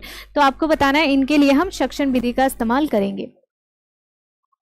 46 है, प्रस्तुत कथन किससे संबंधित है, गृह व्यवस्था संस्कृति की जड़ होती है। अच्छा, ऐसे डेफिनेशन भी, हाँ बच्चा आ गया था, बिल्कुल सही है। तो आपको बताना है गृह व्यवस्था संस्कृति की जड़ होती है, ये ये किसने कहा है? क्या न्यूमैन ने कहा है? कोटजिन ने क्या कहा है? कोटजिन ने क्या कहा है? होम साइंस क्या है? गृह प्रबंधन क्या है? एक व्यवहारिक विज्ञान है। ठीक है, इरीन ओपनहीम ने कहा है या फिर सभी ने? तो गृह व्यवस्था संस्कृति की जड़ होती है, ये किसने कहा है? इरीन ओपनहीम ने कहा है। ठीक है, इरीन ओपनहीम ने कहा है। अगला है 47 है, कम से कम स्थान का ज्यादा उपयोग करना क्या कहलाता है? बहुत ही बढ़िया सा क्वेश्चन है। कम से कम जगह का इस्तेमाल करना, सबसे ज्यादा इस्तेमाल करना क्या कहलाएगा? ठीक है, क्या इसे आप समूहीकरण कहेंगे, आमुख कहेंगे या फिर बृहदता कहते हैं? उपरोक्त में से कोई नहीं। कम से कम स्थान का उपयोग कहलाता है, मतलब अधिकतम उपयोग क्या कहलाएगा? है ना, यहां पे लिख देते हैं भाई, अधिकतम उपयोग क्या कहलाता है? ठीक है, इसे हम क्या कहते हैं? बृहदता के नाम से जानते हैं। मोस्ट इंपॉर्टेंट पॉइंट है। ठीक है, 48 है, कौन से तत्व बालक अभिभावक संबंधों को प्रभावित करता है? कौन सा ऐसा तत्व होता है जो हमारा और बच्चे के, मतलब हमारे बच्चे के साथ हमारे रिलेशनशिप को प्रभावित करेगा? क्या है? पहला दिया गया हमारी संस्कृति होती है, दूसरा है हमारे आपसी संबंध हो जाएंगे, तीसरा है जीवन दर्शन। जीवन दर्शन का मतलब समझ रहे हैं ना, वैल्यू। ठीक है, और चौथा है उपरोक्त सभी। भाई चाहे हम अपनी बात करें चाहे अपने बच्चों की बात करें, है ना, देखिए इसमें क्या होगा, हमारी संस्कृति का बहुत बड़ा रोल होता है, आपसी संबंध, हमारे रिलेशन कैसे हैं, और जीवन दर्शन। सबसे ज्यादा अगर किसी चीज का इफेक्ट पड़ता है तो वो आपकी वैल्यू का इफेक्ट पड़ता है कि आपकी वैल्यू क्या है। वैल्यू का मतलब ये नहीं कि आप बहुत बड़े आदमी बन गए हो, बहुत ज़्यादा पैसा कमा रहे हो या फिर बहुत कम, ऐसा कुछ भी नहीं। वैल्यू का मतलब होता है आपका दृष्टिकोण, आपका नज़रिया, ठीक है, चीज़ों को लेकर के कैसा है, उसकी बात यहाँ पे करी जा रही है। तो ये चीज़ है। 48 का क्या हो जाएगा? डी वाला ऑप्शन करेक्ट है। 49 है, मूल्य वह स्तर है जिसमें विभिन्न विकल्पों के चुनाव की क्रिया को प्रभावित किया जाता है। ये डेफिनेशन किसने दिया है? पहला है एम मैडवी का है, एवरी मैन का है, मतलब एवर मैन का है, या फिर निकिल एंड डॉर्सी का। यहाँ पे केवल डॉर्सी लिखा गया ना, तो आप समझ जाइए कि इसे कहा गया है निकिल एंड डॉर्सी का। 49 की बात करी जाएगी, ये डेफिनेशन किसने दिया है? ठीक है, इसमें से 12 को हटा देते हैं। 49 ये डेफिनेशन दिया गया है किसके थ्रू? तो आपको बताना है एम मैडवी के द्वारा दिया गया है। ठीक है ना। Question number 49। आगे अगला है 50 है, निम्नलिखित में से कौन सी विधि प्रतिरूप व व्यवहारिक विधियों का मिश्रण है? पहला दिया गया है सांख्यिकीय विधि, दूसरा है वित्तीय विधि, तीसरा है आर्थिक विधि और चौथा है अंतर्बोध विधि। हमने मोटिवेटिंग फैक्टर पढ़ा है ना बहुत अच्छे से, जिसमें होता है हमारा सबसे मेन होता है वैल्यू। ठीक है, जैसे हमारे वैल्यू होते हैं वैसे लाइफ के हमारे गोल बनते हैं, और जैसा हमारा गोल होगा वैसे एक दिन हमारा स्टैंडर्ड भी हो जाता है। ठीक है, हो सकता है थोड़ी सी मुश्किलें आए लाइफ में, थोड़ा सा संघर्ष ज़्यादा करना पड़े, है ना, स्ट्रगल बहुत ज़्यादा हो, जैसे अभी है लाइफ में। ठीक है, क्योंकि आप सभी का, सबका आपको पता है एग्ज़ाम होने वाला है, तो स्ट्रगल ही चल रहा है अभी। एग्ज़ाम होगा, क्वालिफाई होंगे हम, सिलेक्शन हो जाएगा, तो स्ट्रगल ख़त्म हो जाएगा। लेकिन देखिए ये वाला स्ट्रगल ख़त्म होगा कि लाइफ में कुछ करना है, उसके बाद नया स्ट्रगल चालू हो जाएगा ना। लाइफ है, ज़िंदगी है, तो स्ट्रगल एक ख़त्म होगा दूसरा स्टार्ट होगा, दूसरा ख़त्म होगा तीसरा स्टार्ट होगा, है ना। ठीक है, तो ये क्या कहलाएगा? अंतर्बोध विधि कहलाएगा। उसके बाद आप बोलेंगे, जब जॉब ले लेंगे तब क्या बोलेंगे? भाई इतना ज़्यादा काम करवाते हैं, मुझे लगा था केवल पढ़ाना होता है, लेकिन उसके अलावा भी बहुत सारे काम करवाए जाएंगे, है ना। तो ये सारी चीज़ें चलती रहेंगी। देखिए 51 है, निम्नलिखित में से किस प्रकार के निर्णय में कम जोखिम व कम अनिश्चितता होती है? ये गृह प्रबंधन से आप सभी को पता है। पहला है नैतिक निर्णय, है ना, नैतिक निर्णय, दूसरा है नियोजित निर्णय, तीसरा है अल्पकालिक निर्णय, चौथा है कोई नहीं।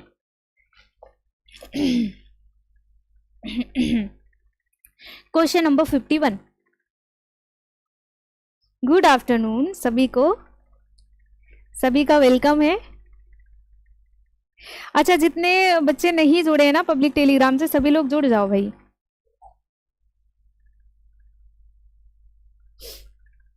ठीक है, अब मैं आपको मैराथन क्लासेस ढेर सारा देने वाली हूँ, क्योंकि 2024 में मैं बहुत अच्छे से मेहनत नहीं कर पाई आप लोगों के साथ, बट 2025 एकदम शानदार होगा।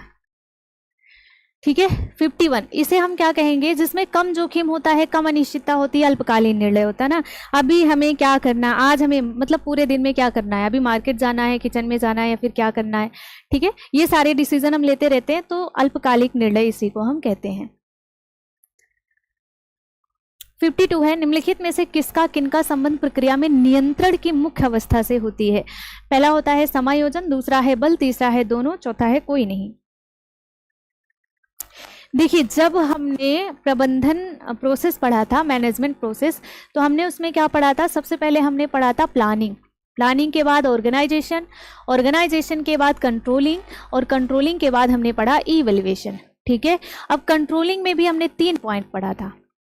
पहला हमने क्या पढ़ा था, बल देना, ठीक है, इम्प्लीमेंटेशन, दूसरा आपने पढ़ा था चेकिंग, और तीसरा आपने क्या पढ़ा था, एडजस्टमेंट। ठीक है, तो यहाँ पे इम्प्लीमेंटेशन हमने पढ़ा, चेकिंग पढ़ा, और क्या पढ़ा था हमने यहाँ पे पढ़ा था एडजस्टमेंट।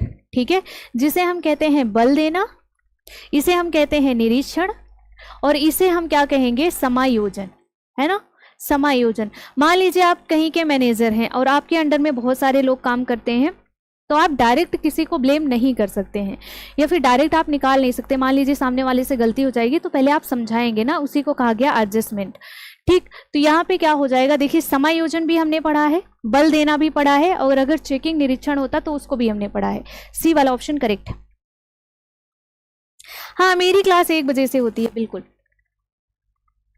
53 है, निम्नलिखित में से किन का संबंध आकार के आधार पर आधारित बाजारों से है।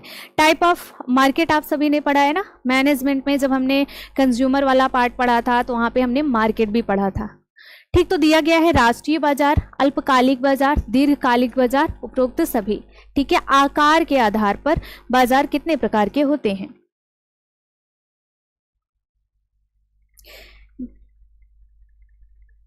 अच्छा, वूल की क्रॉस सेक्शनल काट, ठीक है, देखिए अगर हम ऊन को काटते हैं ना, तो हमें 3 लेयर दिखाई देती है ऊन की। ठीक है, चलिए यहाँ पे बता देती हूँ। जब आप ऊन की कटिंग करते हैं ना, जब आप ऊन की कटिंग करते हैं तो आपको 3 लेयर दिखाई देती है, क्यूटिकल, कॉर्टेक्स एंड मेडुला। ठीक है, क्या है तो आपको बताना, इसे हम कहते हैं क्यूटिकल, दूसरे को हम कहते हैं कॉर्टेक्स, एंड तीसरे को हम क्या कहते हैं, मेडुला कहते हैं। ठीक है, मेडुला। देखिए, अगर क्यूटिकल की बात की जाएगी, बाहरी परत होता है, कॉर्टेक्स जो है वो मिडिल पार्ट होता है, और मेडुला जो होता है इनर पार्ट होता है। आपसे पूछा गया है कि कौन से पार्ट में पिगमेंट पाए जाते हैं जो कि बालों को कलर देता है। ये क्वेश्चन भी आपके एग्जाम में पूछा गया है। ठीक है, तो निम्नलिखित में से किनका संबंध आकार के आधार पर होता है, राष्ट्रीय, अल्पकालिक, दीर्घकालिक। देखिए, जो हमने पढ़ा है ना, इसमें से आपको इसका आंसर बताना है 53 का।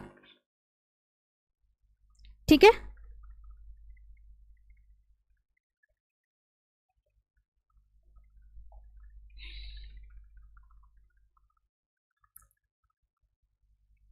चलिए इसका आंसर सभी लोग कमेंट बॉक्स में बताइएगा क्या है। आकार के आधार की बात करी गई है। एक तो आपने समय के अकॉर्डिंग पढ़ा है, दूसरा आपने आकार के अकॉर्डिंग पढ़ा है।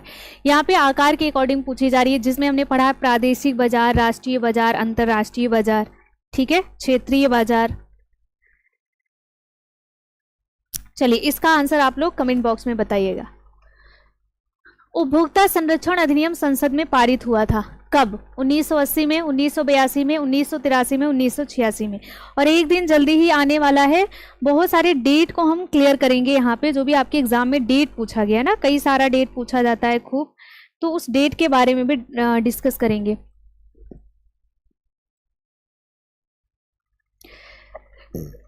पब्लिक टेलीग्राम से जुड़ने के लिए ना, देखिए ना, कोई भी कॉर्टेक्स में होता है पिगमेंट। ठीक है, देखिए कोई भी क्लास आप देखते हैं ना, उसके डिस्क्रिप्शन बॉक्स में आपको मिलेगा।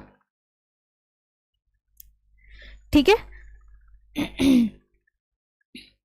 अब देखिए विश्व खाद्य दिवस आपके एग्जाम में पूछा गया है। चलिए कुछ मैं यहाँ पे लिख देती हूँ, आप लोग आंसर बताइएगा। उपभोक्ता संरक्षण अधिनियम कब पारित हुआ था, तो 1986 में, आप सभी को पता है। ठीक है, आपको कुछ क्वेश्चन का आंसर बता देना है।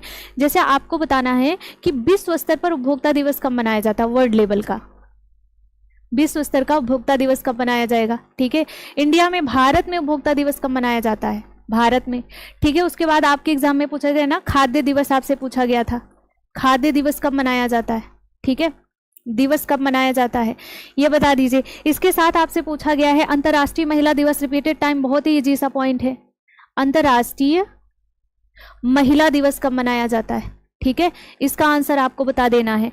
इसके साथ आपसे पूछा गया है अंतर्राष्ट्रीय पुरुष दिवस कब मनाया जाता है। हस्तकरघा दिवस अभी पिछली बार का यूजीसी नेट का क्वेश्चन है, आपसे पूछा गया और टीजीटी पीजीटी में भी पूछा गया है हस्तकरघा दिवस।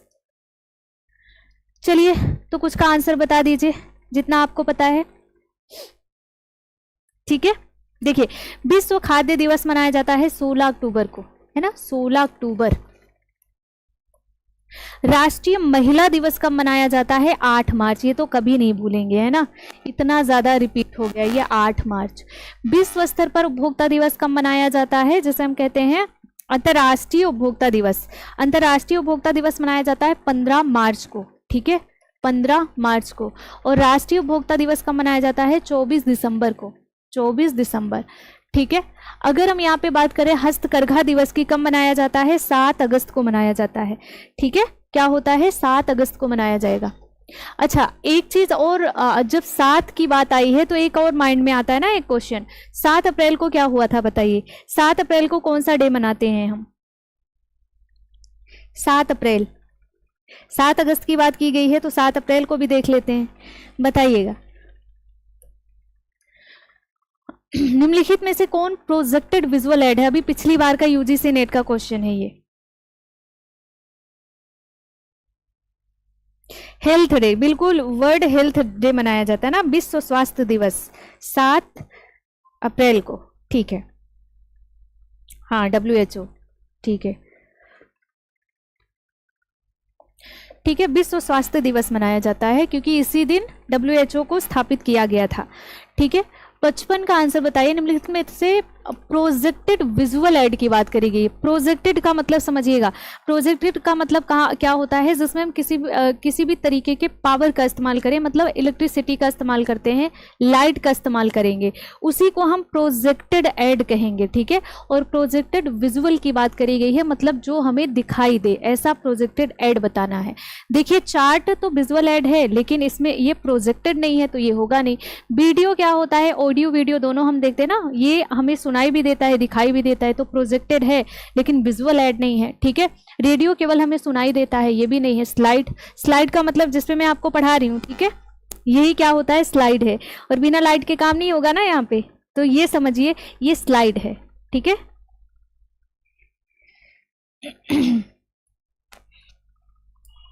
किसके अंतर्गत अतीत, वर्तमान या भविष्य में उसी घटना से संबंधित सूचना दी जाती है, ठीक है। पहला दिया गया है फीडबैक, दूसरा है ब्लैक बॉक्स, तीसरा है थ्रूपुट, बताइए। आपसे पूछा क्या गया है, किसके अंतर्गत वर्तमान या भविष्य में उसी घटना से संबंधित सूचना दी जाती है, उसी घटना से संबंधित की बात करेगी। देखिए क्या है, जैसे अभी हम लोग पढ़ रहे हैं ना, तो अभी जिस भी मैटर पे बात हो रहा है आप उसी से रिलेटेड फीडबैक मुझे दे रहे हो ना, मतलब उसी से रिलेटेड क्वेश्चन कर रहे हो, उसी से रिलेटेड आंसर हो रहा है, आप पूछ रहे हो मैं बता रही हूँ, मैं पूछ रही हूँ आप बता रहे हो, तो यही क्या है, फीडबैक, ठीक है। उसी घटना से संबंधित सूचना दी जाती है फीडबैक में। 57 है, पैकेजिंग किस हेतु उत्पाद को सुरक्षित कर रखने की प्रौद्योगिकी, विज्ञान एवं कला है, ठीक है।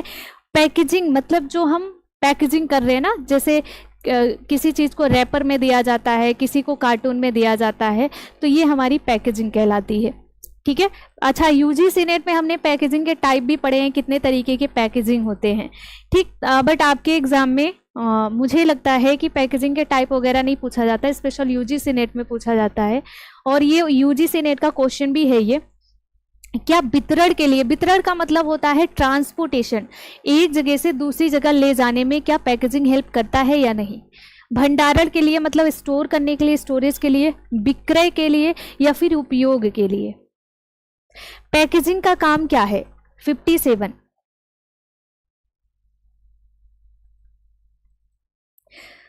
ठीक है, अभी मैं बैच के बारे में भी हम डिस्कस कर लेंगे, ठीक है। इस क्वेश्चन का आंसर बताइए 57। बहुत बढ़िया, 57 का क्या हो जाएगा, सी होगा। ठीक है, कैसे सी होगा ये देखेंगे हम।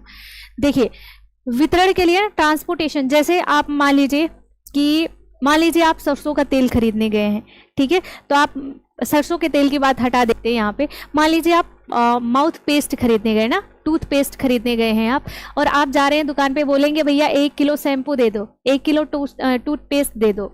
तो अगर वो पेस्ट आपको इस तरीके से दिया जाए, है ना, मतलब ना पैकेजिंग हो ना किसी चीज़ में नहीं हो, ऐसे ही दे दिया जाए और आप लेकर के आ पाएंगे, या फिर जो हम ट्रांसपोर्टेशन अपने देश से दूसरे देश में कर रहे हैं वो प्रॉपर तरीके से नहीं हो पाएगा, तो ट्रांसपोर्टेशन में हेल्प करता है। भंडारण में हम अच्छे से सेव करके रख पाते हैं, विक्रय में भी प्रॉब्लम नहीं होती है, उपयोग करने में भी दिक्कत नहीं होती है। ठीक है, सी वाला ऑप्शन करेक्ट है। कौन से विकल्प मस्तिष्क में उत्पन्न होंगे और किस विकल्प का चुनाव किया जाएगा, ये बहुत कुछ संयोग की बात है। ये डेफिनेशन किसका है ना, नहीं तो कितना अच्छा लगता। बताइए, ऐसे हाथ लेके जाते हम लोग और बोलेंगे भैया 1 किलो ये दे दो, है ना। बैच का ऑफर कब तक का है, आज है 6 तारीख, 8 तारीख तक आपके बैच का ऑफर है। अभी मैं एक बार फिर से दिखा देती हूँ बैच का ऑफर, ठीक है ना। ठीक है, देखिए कौन सा विकल्प मस्तिष्क में उत्पन्न होगा, ठीक है, और किस विकल्प का चुनाव किया जाएगा, यह बहुत कुछ संयोग की बात होती है। 58 ये किसने दिया है, ठीक है, ये क्या है तो आपको बताना है, साइमन का है। ठीक है, साइमन का। अच्छा एक चीज हम चलिए देख लेते हैं, क्योंकि ये 100 क्वेश्चन का सीरीज है, थोड़ा सा हम लोग चलेंगे। ठीक है,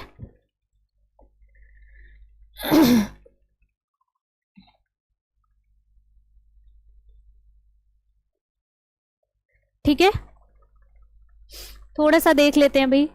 अभी बहुत ही अच्छा सा ऑफर चल रहा है आप सभी के लिए,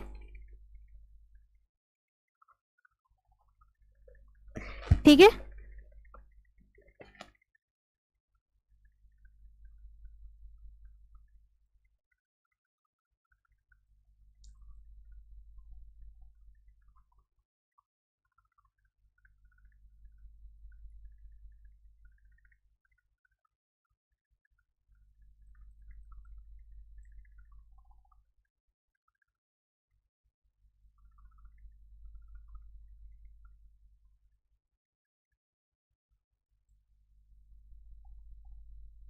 देखिए अभी ये वाला ऑफर ना आप लोगों के लिए बहुत अच्छा चल रहा है, ठीक है, और ये वाला ऑफर तो चल ही रहा है, इसके साथ अगर आप डिटेल क्लास से जुड़ना चाहते हो वो वाला ऑफर भी है। ठीक है, देखिए इसमें क्या है, क्रैश कोर्स की अगर हम बात करते हैं तो क्रैश कोर्स लाइव दिया जाएगा, ये एग्जाम पर्पज के लिए बहुत अच्छा है। अभी जितने बच्चे 2025 में एग्जाम देने जा रहे हैं टीजीटी पीजीटी का, उनके लिए सबसे बेहतरीन कोर्स ये है। ठीक है, और अगर आप बीपीएससी 4.0 के लिए तैयारी कर रहे हैं तो भी आपके लिए बहुत ही बढ़िया सा कोर्स है। ठीक है, इसमें क्या है, एक तो लाइव क्लास मिलेगी, एग्जाम होने से पहले पूरा कोर्स कंप्लीट हो जाएगा, दूसरा टेस्ट सीरीज आपको टॉपिक वाइज इसमें मिल रहा है। ठीक है, 1299 का है। और इसके साथ अगर आप डिटेल कोर्स से जुड़ना चाहते हैं तो आप डिटेल कोर्स के लिए आपको सारा एजुकेशन एप्लीकेशन पर जाना है, प्ले स्टोर में जाएंगे, सारा एजुकेशन एप्लीकेशन डाउनलोड करेंगे और वहां से सारी चीजें आप देख लो। ठीक है, और अगर नहीं समझ आ रहा आपको तो ये जो नंबर दिया गया ना, इस नंबर पर कॉल कर लीजिए, सारी चीजें आपको समझ में आ जाएंगी। चलिए अभी यहाँ पे हमने इस क्वेश्चन को देख लिया है, अगला क्वेश्चन देखेंगे। ये साइमन का है, किसके प्रतिरक्षण के लिए डीपीटी का टीका दिया जाता है। डीपीटी कई बार आपसे पूछा गया है। सीता जी कल ही मैंने सिलाई का क्लास देखो, सिलाई मशीन का पीडीएफ सहित आपको मिला होगा। ठीक है, कल की बात है, अभी कल शाम को अपलोड किया गया है, वहां पे चेक करिएगा अच्छे से। किसके प्रतिरक्षण के लिए डीपीटी का टीका दिया जाता है, क्या डिप्थीरिया, काली खांसी, टिटनेस या फिर उपरोक्त सभी। देखिए डी से क्या हो जाता है, डिप्थीरिया, पी से क्या होता है, पार्टूसिस जिसे हम कहते हैं काली खांसी, टी से क्या होता है, टिटनेस होता है। ठीक है, क्लियर, तो यहाँ पे डी वाला ऑप्शन करेक्ट हो जाएगा। 60 है संवेगों को नियंत्रित करने का एक प्रकार शमन है। समन का मतलब यहाँ पे कंफ्यूज मत होना, समन का मतलब दमन होता है, ठीक है, दमन को ही समन कहा जाता है।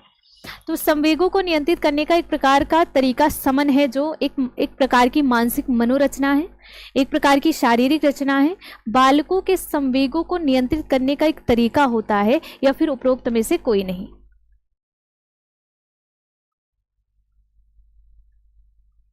आरपीएससी का, श्रद्धा जी, मैंने आरपीएससी का सिलेबस ऑलरेडी कंप्लीट किया है, मतलब उसके बारे में डिटेल बताया है, ठीक है। आप अगर सर्च करेंगे ना RPSC first grade home science सारा एजुकेशन, तो आपको मिल जाएगा, ठीक है। पूरा का पूरा सिलेबस मैंने डिस्कस किया है, अभी ज़्यादा टाइम नहीं हुआ, लगभग 15 से 20 दिन हुआ होगा,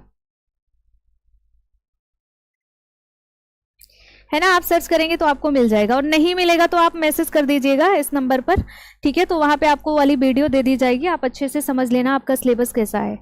देखिए बड़ी बात ये है ना कि जो RPSC first grade home science का सिलेबस है ना, वो पूरा एकदम से मिक्स करके दे दिया गया है ना। जैसे बोलते हैं ना दाल चावल सब मिला के एक में ही खाना पका दो, सब डाल दो उसी में, वैसे ही आपके आरपीएससी फर्स्ट ग्रेड का सिलेबस है।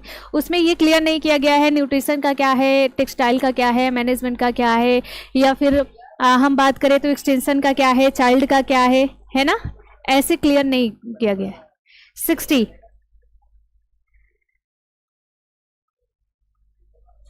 एक बार आप लोग सारा एजुकेशन एप्लीकेशन पर जा करके वहां चेक कर लो, पूरा का पूरा आपको पता चल जाएगा, ठीक है ना। 60 की बात करें अगर हम, तो ये एक प्रकार की मानसिक मनोरचना होती है, ठीक है, एक प्रकार की मानसिक मनोरचना। दमन में क्या किया जाता है, दमन में यही किया जाता है ना, जो हम नहीं कर पाते हैं उसको हम अपने अंदर दबा लेते हैं, इस चीज को, है ना, इसको अपने अंदर दबा लेते हैं, और फिर बाद में सही समय पर सही टाइम पर उस चीज को हम प्रकट करते हैं, तो इसी को हम कहते हैं दमन। दमन क्या है, एक प्रकार की मानसिक मनोरचना होती है। जैसे मान लीजिए कई बार हमसे बहुत सारे लोग कुछ बोल करके चले जाते हैं, लेकिन हम जवाब नहीं दे पाते हैं, इसका मतलब ये नहीं है कि हमें वो चीज़ बुरी नहीं लगी है, या फिर हम जवाब देना जानते नहीं हैं, क्योंकि वो टाइम हमारा सही नहीं होता है, इस वजह से हम उस चीज़ को कंट्रोल कर लेते हैं और मन में कहीं ना कहीं दबा करके उस चीज़ को रखते हैं, और जब सही समय आता है ना तब हम हमला करते हैं। बिल्कुल फिजियोलॉजी का टॉपिक वाइज टेस्ट सीरीज है, ठीक है ना।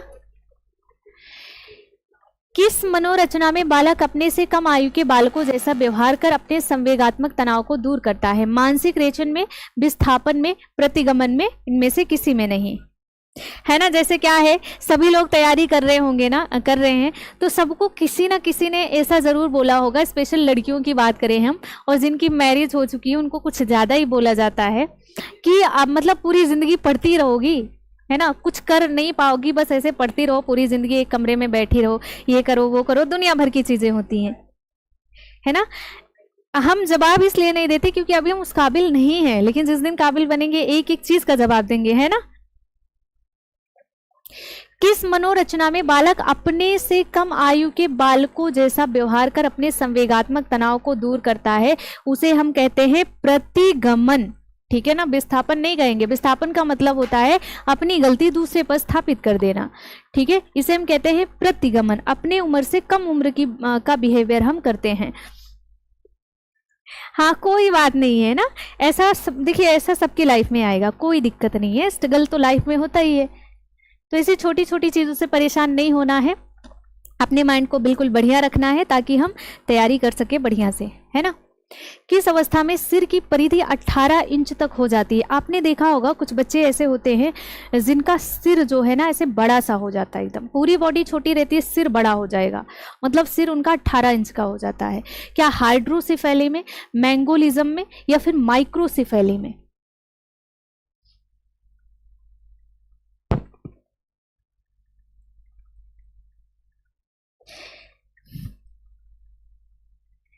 ठीक है, देखिए सबकी दुख भरी कहानी अभी कमेंट बॉक्स में सुनने को मिल रही है, तो ऐसा सबके साथ होता है, ठीक है, ऐसा सबके साथ होता है, कोई प्रॉब्लम नहीं है भाई। मेंटली थोड़ा स्ट्रांग बनिए और अपने काम पर फोकस करिए बस, ठीक है।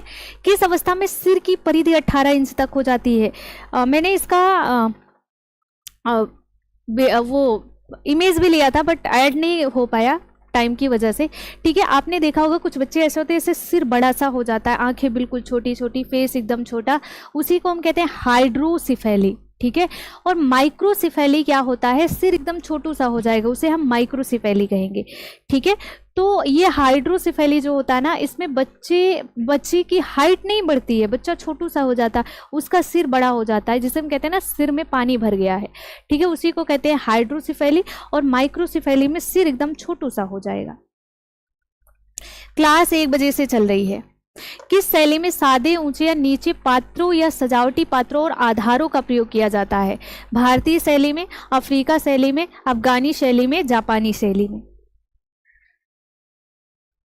1 बजे से डेली क्लास होती है भैया। आप सभी लोगों को क्या करना है, पब्लिक टेलीग्राम से जुड़ जाओ। ठीक है, और वहीं से सबसे बेहतरीन तरीका है कि जब भी क्लास होती है ना, तो आपको लिंक मिल जाता है और आपको पहले से पता चल जाता है आज मैराथन क्लास होगी या फिर कौन सी क्लास होगी।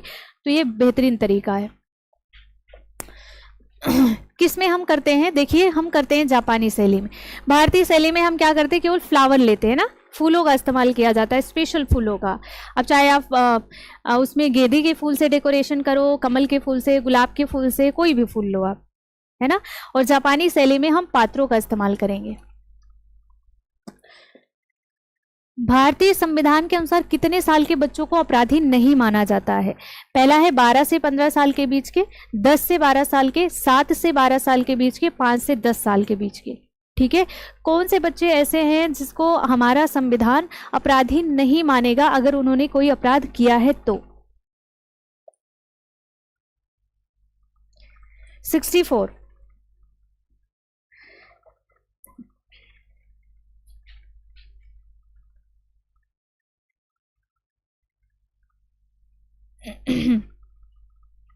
सिक्सटी फोर की बात करेंगे हम तो यहाँ पे हो जाएगा सी, बिल्कुल सी वाला ऑप्शन करेक्ट है। 7 से 12 वर्ष का बच्चा जो है वो अपराधी नहीं माना जाता है हमारे संविधान के अकॉर्डिंग।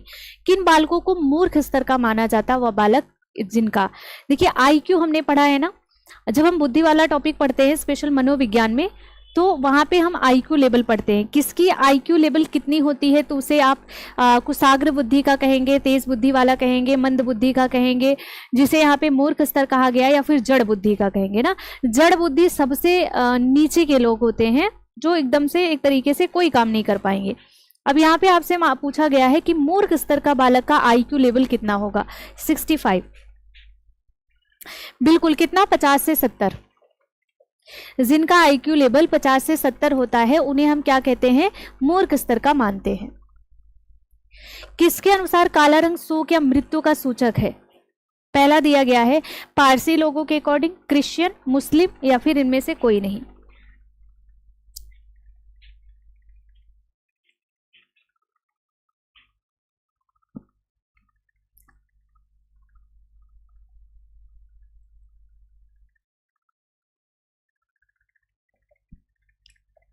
ठीक है, इसमें क्या है, किसके अनुसार बालक का रंग शोक या मृत्यु का सूचक माना जाता है? तो क्रिश्चियन के अकॉर्डिंग माना जाता है। निम्नलिखित में से किसका संबंध डिसलेक्सिया से है? डिसलेक्सिया का मतलब क्या होता है? शारीरिक अक्षमता से, पढ़ने की अक्षमता से, देखने की अक्षमता से, बोलने की अक्षमता से। डिसलेक्सिया का मतलब क्या है?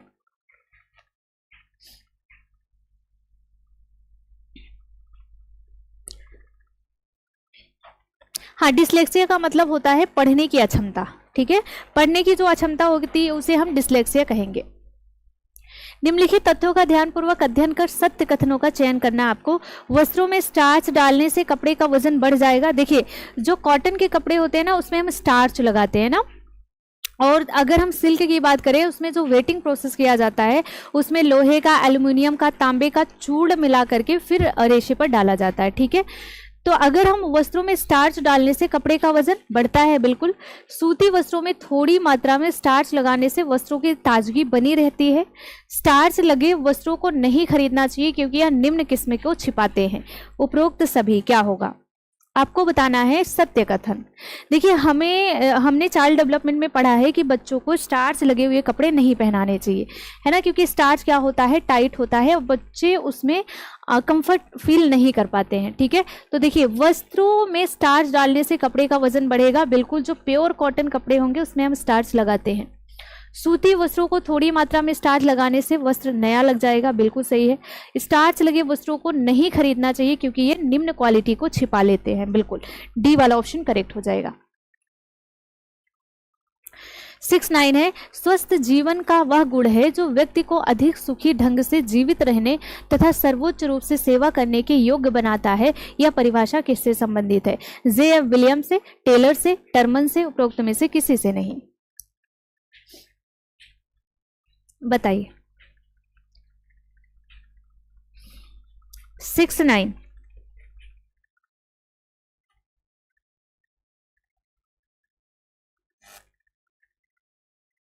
ठीक है।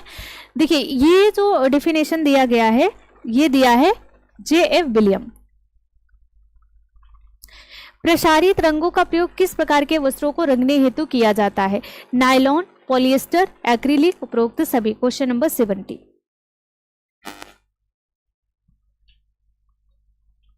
लाइक शेयर करते चलिए सभी लोग।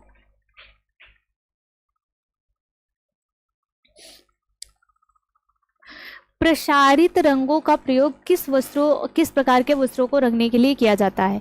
नायलॉन, पॉलिएस्टर, एक्रिलिक, सभी। बिल्कुल सभी के लिए हम करते हैं, ठीक है। हम नायलॉन के लिए भी करते हैं, पॉलिएस्टर के लिए भी करते हैं और एक्रिलिक के लिए भी करते हैं। 71 है, निम्नलिखित तथ्यों का ध्यानपूर्वक अध्ययन कर सत्य कथनों का चयन करना है। अम्लीय रंगों का अधिकांश प्रयोग ऊनी तथा रेशमी वस्त्रों पर किया जाता है। दूसरा दिया गया है, अम्लीय रंग सस्ते होते हैं और धूप में भी पक्के होते हैं, ठीक है। धूप है भाई, यहाँ पे भूप लिखा गया लेकिन ये धूप है, धूप। ऑक्सीकारक सबसे पुराना संश्लेषित रंग होता है। उपरोक्त सभी। अब आपको आंसर बताना है। देखिए हमने पढ़ा है जो एनिमल रिसोर्स के जो भी एनिमल फाइबर होते हैं उस पे जो अम्लीय कलर होता है वो काफ़ी अच्छा होता है ना, हमने इसको पढ़ा है। बिल्कुल, तो अम्लीय रंग ऊनी और रेशमी वस्त्रों पर परफेक्ट जाएगा। अम्लीय रंग धूप में भी पक्के होते हैं और जो हमारे प्राकृतिक कलर हैं उनसे सस्ते भी होते हैं। ऑक्सीकारक सबसे पुराना संश्लेषित रंग है, डी वाला ऑप्शन करेक्ट है।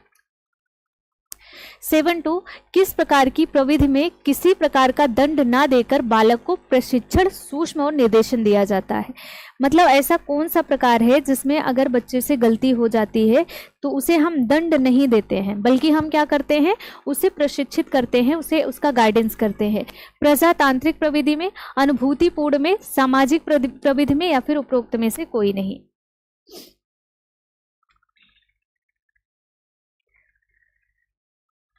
हाँ, ऐसा हम करते हैं प्रजातांत्रिक विधि में ना, दोनों पक्ष का सुना जाएगा और जिसकी गलती होगी फिर उसे क्या किया जाता है, समझाया जाता है, उसका गाइडेंस अच्छे से किया जाएगा, उसे मारा पीटा नहीं जाता है। नैतिक शर्म नैतिक व्यवहार के विकास के लिए एक महत्वपूर्ण कारक है, यह कथन किसका है? पहला दिया है गेशिल का, दूसरा है टर्मन का, तीसरा है जर्सील्ड का, चौथा है थॉमस का। नैतिक शर्म नैतिक व्यवहार के विकास के लिए एक महत्वपूर्ण कारक है, यह डेफिनेशन किसका है? 73।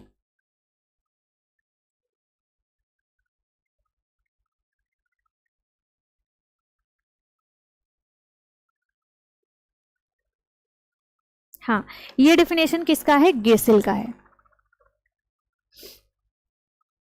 वस्त्र उद्योग में वस्त्र को सूख जाने पर धूप से अनिवार्यता हटा लिया जाता है, क्योंकि अच्छा हम और आप जानते हैं ना कि हमें अपने वस्त्रों को धूप में नहीं डालना चाहिए, मतलब कपड़ा तो सूख जाए तो उसे उठा लेना चाहिए, दिन भर उसे धूप में नहीं रखने चाहिए। क्यों? वस्तु के रंग पर प्रतिकूल प्रभाव पड़ता है, उसमें ज़्यादा कड़ापन आ जाता है, उसमें पीलापन आ जाता है, या फिर उपरोक्त में सभी? उपरोक्त में सभी, ठीक है। वस्त्र उद्योग में वस्त्र को सूख जाने पर धूप से हटा लेते हैं हम, ऐसा क्यों करते हैं? ठीक है, यहाँ पे सभी होगा। तो देखिए, एक तो आप सभी को पता है कलर उसका फेड हो जाता है ना, सूर्य की जो अल्ट्रा वायलेट किरणें होती है उससे कलर खराब होता है। वस्त्र में ज़्यादा कड़ापन भी आ जाता है और वस्त्र में पीलापन पकड़ लेता है, सभी होता है। और वस्त्र में पीलापन पकड़ने का सबसे बड़ा रीज़न होता है साबुन। साबुन में रेजिन पाया जाता है, रेजिन की वजह से हमारा जो कपड़ा होता है वो पीला हो जाता है, स्पेशल रेजिन की वजह से होता है। निम्नलिखित में से किस पदार्थ का उपयोग वस्त्रों से चिकनाई तथा पेंट के दाग छुड़ाने में किया जाता है? पेंट और चिकनाई का दाग छुड़ाने के लिए हम किसका इस्तेमाल करेंगे? मिथलाइटेड स्पिरिट का, सोडियम परबोरेट का, सोडियम हाइपोक्लोराइड का, या फिर उपरोक्त में से किसी का नहीं? चिकनाई और पेंट का दाग,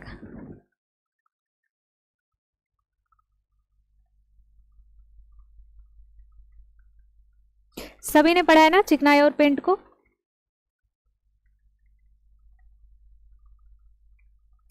हम करते हैं मिथाइल स्पिरिट का इस्तेमाल, ठीक है, मिथाइल स्पिरिट का इस्तेमाल।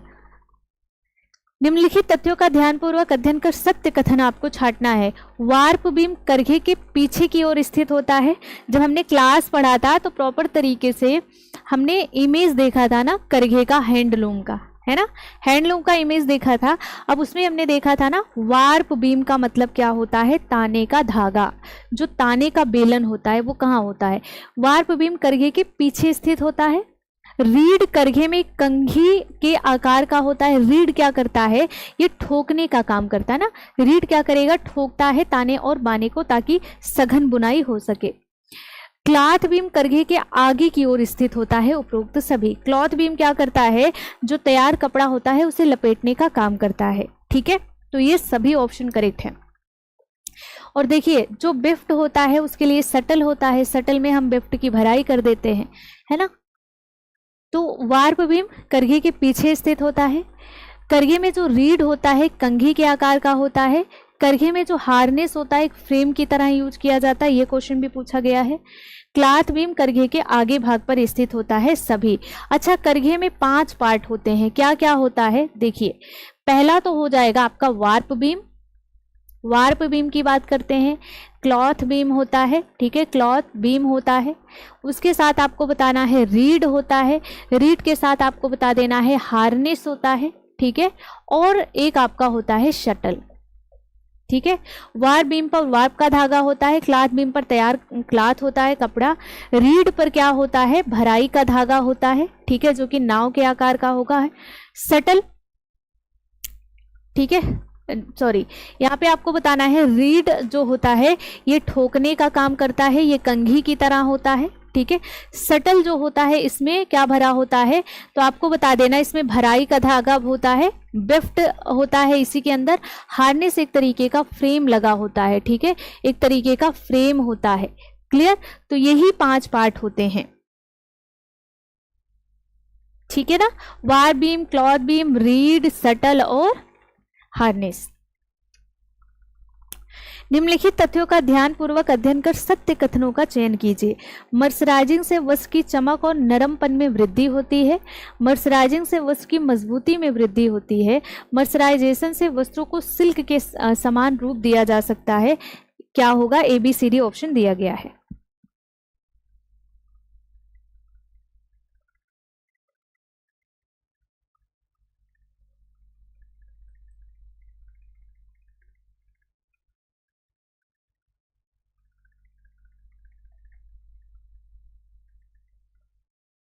ठीक है, 77 बिल्कुल। क्या हो जाएगा? देखिए, मर्सराइजिंग प्रोसेस हम करते हैं कॉटन पर, आप सभी को पता है, सेलुलोजिक फाइबर पर।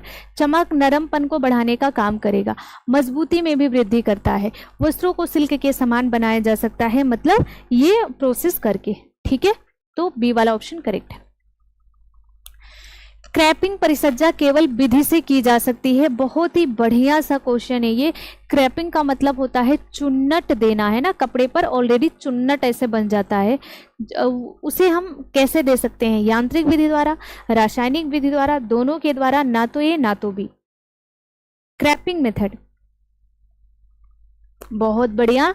अब आज एक बात मेरी मानिएगा आप सभी लोग, टेक्सटाइल की बुक उठाइएगा, फिनिशिंग का टॉपिक खोलिएगा, उसमें आपको मिलेगा क्या? क्रैपिंग फिनिशिंग, स्पेशल ये यांत्रिक में मिलेगा आपको, उसके उसके डिटेल को आप पढ़िएगा, ठीक है, क्रैपिंग को डिटेल में पढ़िएगा। क्रैपिंग मेथड दोनों से बनाया जाता है, यांत्रिक से भी रासायनिक से भी। सी वाला ऑप्शन करेक्ट है, ठीक है। यांत्रिक से भी बनाया जाता है ये, मतलब मैकेनिकल और केमिकल दोनों मेथड से क्रैपिंग प्रोसेस किया जाता है, क्रैपिंग फिनिशिंग दिया जाता है। एक बार आप लोग इसको डिटेल में ज़रूर पढ़िएगा, क्रैपिंग फिनिशिंग। स्पेशल ये आपको मैकेनिकल वाले पार्ट में ही मिलेगा, ठीक है, लेकिन जब आप इसको डिटेल में पढ़ेंगे ना तो उसमें आपको पता चलेगा कि क्रैपिंग दोनों मेथड से किया जाता है, मैकेनिकल और केमिकल दोनों। स्तनपान कराने वाली महिला को प्रतिदिन प्रोटीन की कितनी मात्रा की आवश्यकता होती है? 65 ग्राम, 70 ग्राम, 60 ग्राम या फिर 55 ग्राम?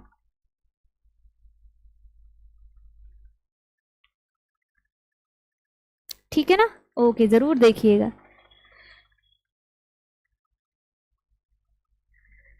और मुझे लगता है मुझे अब क्लास एंड करना चाहिए, है ना। चलिए, 80 क्वेश्चन को हम आज की क्लास में सॉल्व कर लेंगे, उसके बाद इसका जो और क्वेश्चन बाकी रह गया है उसको हम कल देखेंगे, ठीक है ना। 79 कितना चाहिए होगा? स्तनपान कराने वाली महिला को प्रतिदिन प्रोटीन कितनी चाहिए?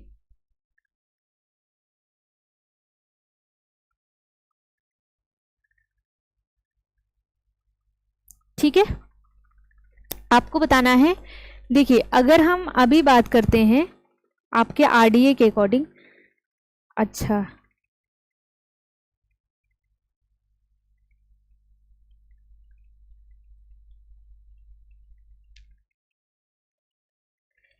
क्योंकि क्लास मुझे एंड करना पड़ेगा।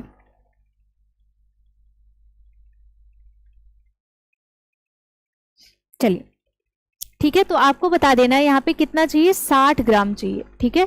सी वाला ऑप्शन करेक्ट है। अगला आज की क्लास का लास्ट क्वेश्चन है, स्टार्च युक्त भोजन किसमें पाया जाता है? क्वेश्चन नंबर 80, अंजीर में, गाजर और गन्ने में, आलू और बाजरा में, सभी में। ठीक है, इसका पार्ट 2 हम कल देखेंगे, और कल अपनी क्लास 1 बजे से शुरू होगी, डेली 1 बजे से क्लास शुरू होती है।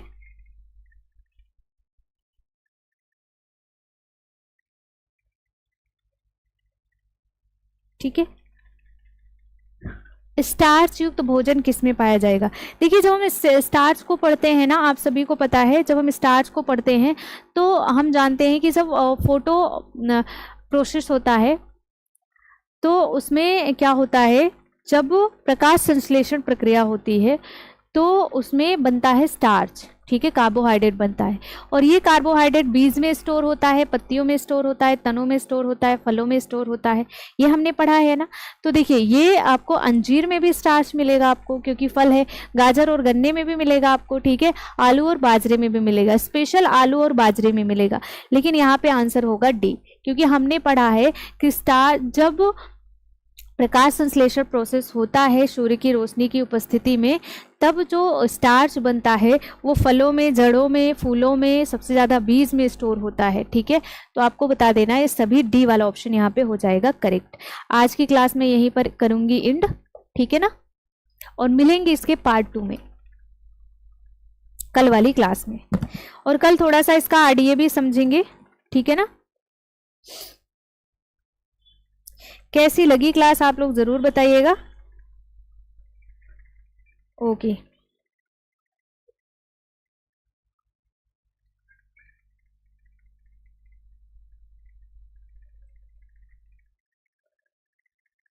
Thank you.